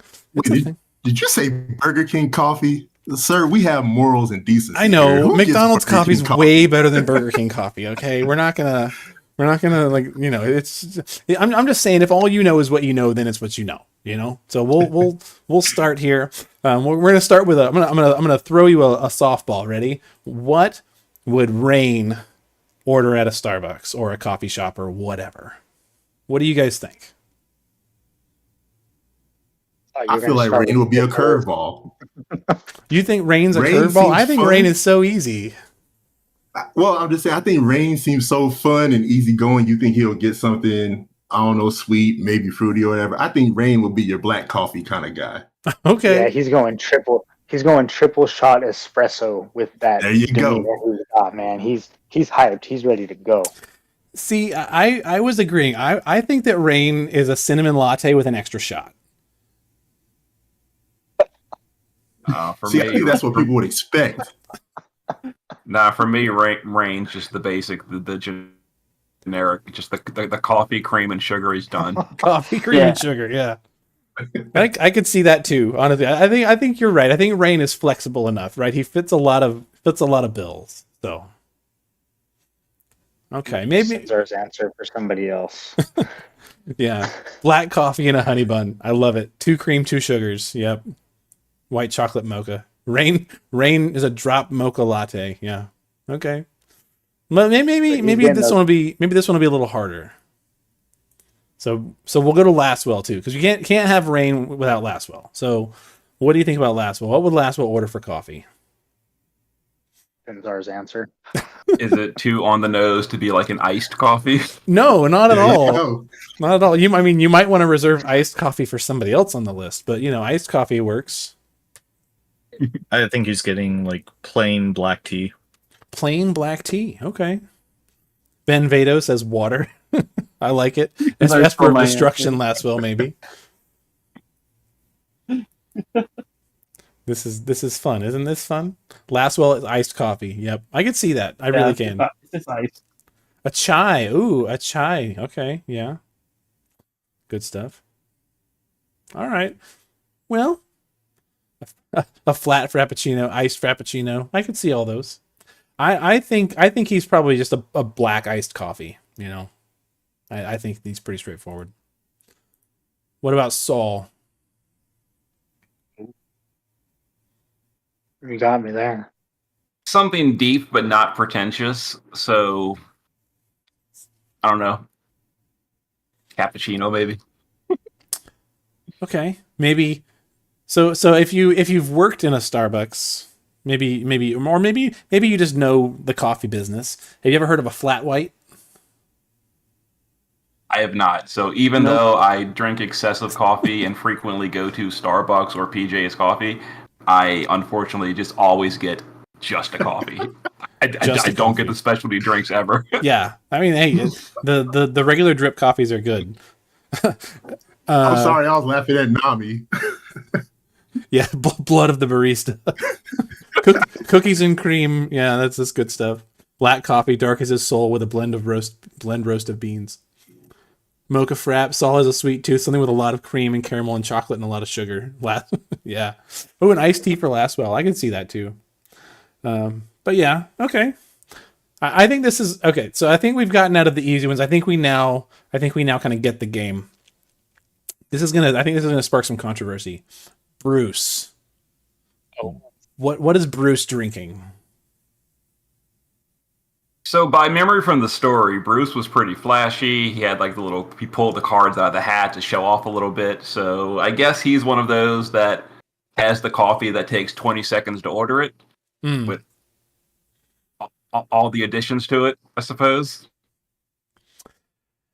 So like a tall iced soy milk vanilla latte with 2 shots and Exactly. and cinnamon dusting on top, and it has to be exactly 36 degrees. Yeah. Yes. Don't forget the picture you have to draw at the top.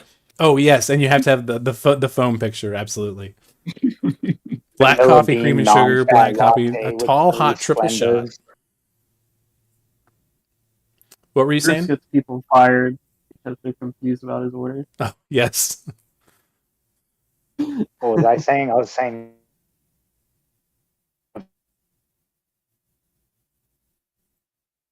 vanilla bean non-fat latte with 3 Splendos and light Yes. foam. There you go. Has to be Splenda. Has to be Splenda's light foam. Yep. Whatever it is, it's really complicated. Yeah, for sure. Okay. So maybe a departure then, because if his was super complicated, what's Milo drinking? I think Milo's is gonna be super boring and easy, right? Because Yes, he's too lazy to ask. Exactly. Does he have to order one? Can Like, someone do I go have pick it up for to me? go? You see, for me, I would actually say he goes for like the heavy caffeine, so like double espresso, but it's still not enough for him to get him up. I like that. Somebody's got to go pick it up for him, or carry me. Can I get a ride? What if somebody's ordering and they just pick one of those like teas out of the ice right there in the front, like where you can just pick it up, and they just ask him while he's sitting down, "Hey man, you want this?" And he's like, "Sure, man, whatever." Sweet tea, orange juice. Okay, I'm gonna. What about okay? And I'm gonna save this one for later. I just had a really good idea. I'm gonna save it for later. Herbal tea. I could see that. I feel like Mello would just, whatever a canceled order is that's been sitting on the counter ready to go, if he can just grab that and go, he'll go for that. Okay, see, that's where I was gonna go, but I decided I was gonna hold that for somebody else. But I like that, or stealing somebody else's, but they're not looking, right? Like, so he doesn't even have to order; he takes it. So Mello will be the just bring me whatever kind of guy. yeah, I can see that too. All right, I think this one's gonna be a fun one. Runda. You got me. He'll take the oil out of the coffee machine. Yes. Runda wants discarded espresso pucks, please. I'm not entirely sure for Runda. I have no idea what it would be. I don't even know. Something thick, maybe. I was curious if they had some type of energy drink there. Okay. Because he might mistake it as like battery kind of energy. So he would think that's what he should get. That's the canceled Panera lemonade he's going for then. That's what I was thinking about. I couldn't remember where it was from. Runda would malfunction. WD-40 batteries, hot chocolate, oil can. Yeah. Good ones. So here's who I was going to save. Did you have one? No, you're good. Here's who I was going to save, maybe taking somebody else's order. Dark Rain. So, but you know, he would just walk in and just take one, right? Probably. Makes sense. He kind of. I don't know if he'd be able to order because there's a certain fan who might not give him a chance to go talk to the barista. Yes, somebody would probably tackle him. Someone in the front row, you know. Yeah. I wonder who it could be. Funny thing is, Runda actually drank a drink in season 4, but I can't remember what it was. Maybe, yeah. I kind of feel like Dark Rain would just go and take whatever he can get by like eliminating the person who just got their order. Take theirs. Kind of like in Despicable Me when he like just freezes the person in front of him and then takes their order. Hey, Gert, guess who just chimed in talking about, ooh, let me serve you. Yes, I know. That's who I was thinking would probably tackle him, you know? Yeah, I wonder why. Yeah. Grew but cringe. No shirt, no service. Yes, absolutely. I'm sorry, sir. We can see too much of your nipples. Someone says an ale. Okay. I mean, I guess you could. Would his drink be extra hot or extra cold? Take a drink and blow up the coffee shop. I'd probably say cold, I guess. Cold. Maybe. Speaking of cold, Veritas of the Frost, I'm thinking a nitro cold brew. Some kind of slush concoction if they have it. Yeah. Makes sense. Iced frappuccino. You go to Starbucks way too much. I used to work there, okay? So like I know all these drinks. It was a long time ago. But yeah, I think a nitro cold brew for him. It looks like a beer and it tastes like a coffee, kind of. Slightly easier maybe is Elena. What's that one? That caramel crunch? That's Caramel cookie crunch. You know, Caramel cookie crumble, dude, I think. Yeah. so good. I think Elena is definitely a refresher type. Okay. Macchiato. Caramel macchiato, yep. I can see that. Iced vanilla mocha. Fake Veritas of the Frost order something normal because he's a normal man, I assure you. I like that. I think I could see Elena getting something that's not coffee, like a lemonade, because he doesn't want all the caffeine. She's trying to be healthy. Yeah, I'm telling you, a refresher. Yep. Get that dragon fruit refresher. She's ready to go. Yeah, I could see that.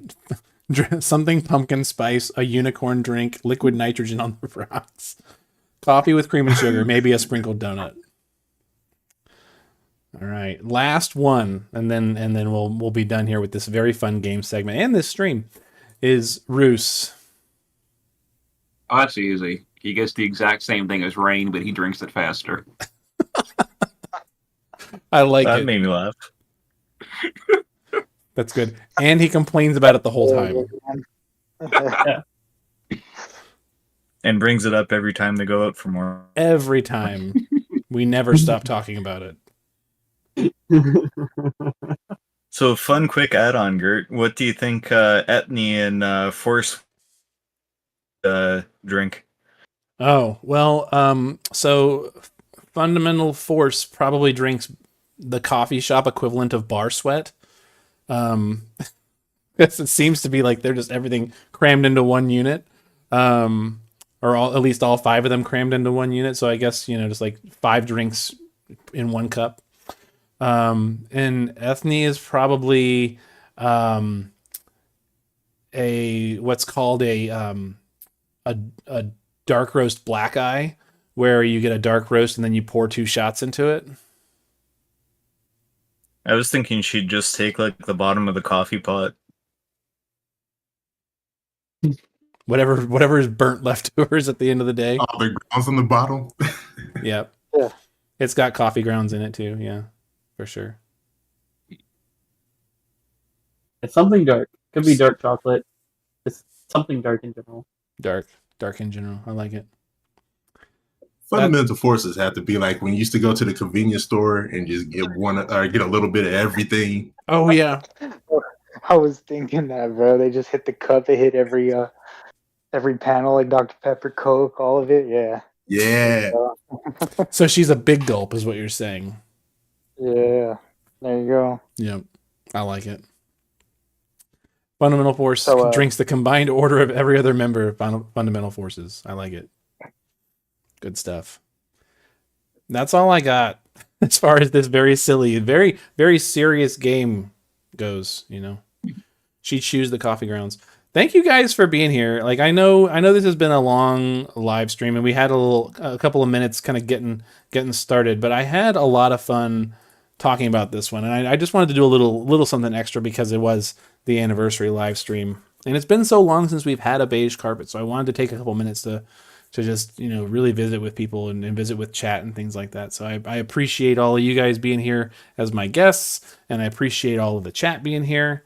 And I'm really looking forward to seeing a little bit more detail on Tuesday, hopefully, maybe like some things like banner structure, because I can go ahead and say right now, there's a poll battle planned, and I want to know how much lapis I have to blow to participate in it. So, yeah. Anything else you guys got for the rest of the night?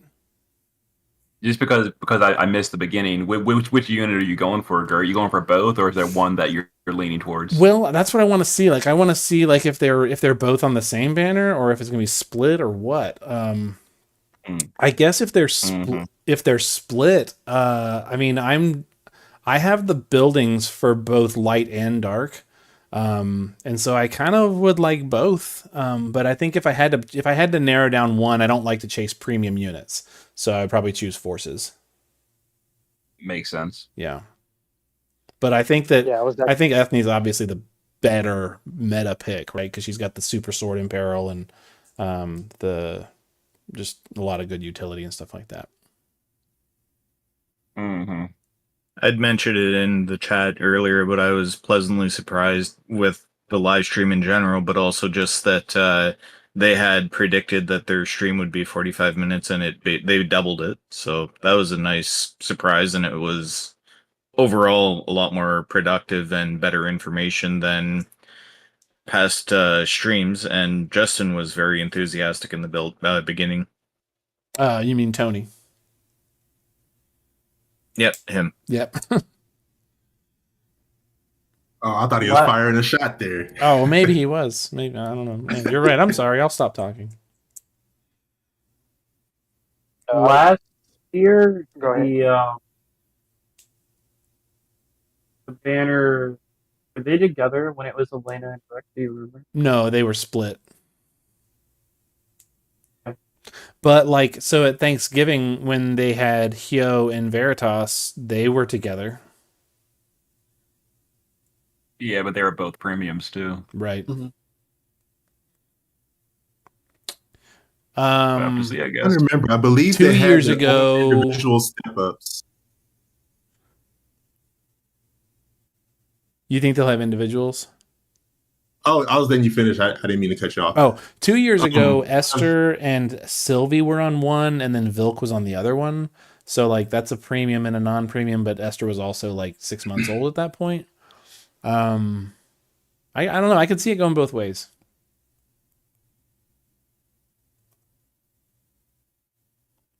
Well, No, never mind. That might have been near. I was trying to think. I was thinking Atlanta and Rish had their own individual step ups, and then they had a banner where they were together. But that might have been way back in near. Near, they were separated. Yeah, they were separate, but then there was a combined banner that you could do that wasn't nearly as valuable. Mm-hmm.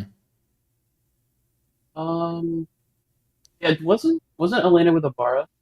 Am I remembering right? That's what it was. Ibarra Okay. was on there, yes. Okay, my bad. You're right. But So, again, that was Elena like was with Ibarra, 3 months old. and then the near step ups were separate, but they also had that one that had like a guarantee of one of them at the end. Mm-hmm. Yes, Um, that's what I was saying. Yeah, so I guess it's likely that they're separate, but if you told me that they're separate, but there's also a step up with the Hayu card at the end that you can do one time, I would believe you. That sounds like something very reasonable. I think because of how many banners are going to be up at the same time, I don't think the card banner is going to be its own thing. I think it's going to be like a banner on one of the banners with one of them. But this also means that like if they are separate, is Fundamental Forces going to be by themselves, or are they going to be on a banner with like an old premium? So there's a premium on the banner. Like, what are the summon pools going to be like? Because they've been doing summon pools for units for a while. So like, what's the midsummer pool, or like, what do we even want in the midsummer pool to like make the banner good? Like, or like you could put EO in the pool, that would make a lot of people happy that don't have an EX3. Or like maybe you even put other older premiums on there. Like there's a lot of things they can do that we won't have information for until Tuesday. Yeah, Tuesday's gonna be very telling. Did you? Well, my speculation. Oh, I was gonna say, Cinzar, did you have one that you were leaning more towards? For me, probably Ethne, even if they're split, just because I'm not a fan of the idea of premium units, but I do recognize that generally premium units have a bigger lifespan, which may be kind of ironic to say today. But I'm just assuming Ethne would probably be the stronger unit. Like assuming she's double the price, just to throw out a randomness. Like I would expect a higher power level. But the honest answer is I'm probably going to go for both anyway because I've got like 270,000 saved and I'm ready to just drop it. So probably both. Yep. Okay. And then Fabs, and then we'll close up. well, to go on to what Cinzar was saying, since she's premium, she should have all the Omni killers too. So if you're going for usefulness, she'd be easier to deal with. Assumptions, of course, but still. Yeah. But I was just saying speculation. There probably will be split banners. Fundamental Force will probably have at least Rish, if not the rest of the forces, on like their little curated rate up. So I could get my Louise. That was a funny little segment. Yeah. Vision cursed card, man. yourself. Ethne's vision card. That's probably that's true. It is pretty sick. I could see them boosting Rish's pull rate, and for him being a year old, I really don't think it's necessary, but I could see them doing it.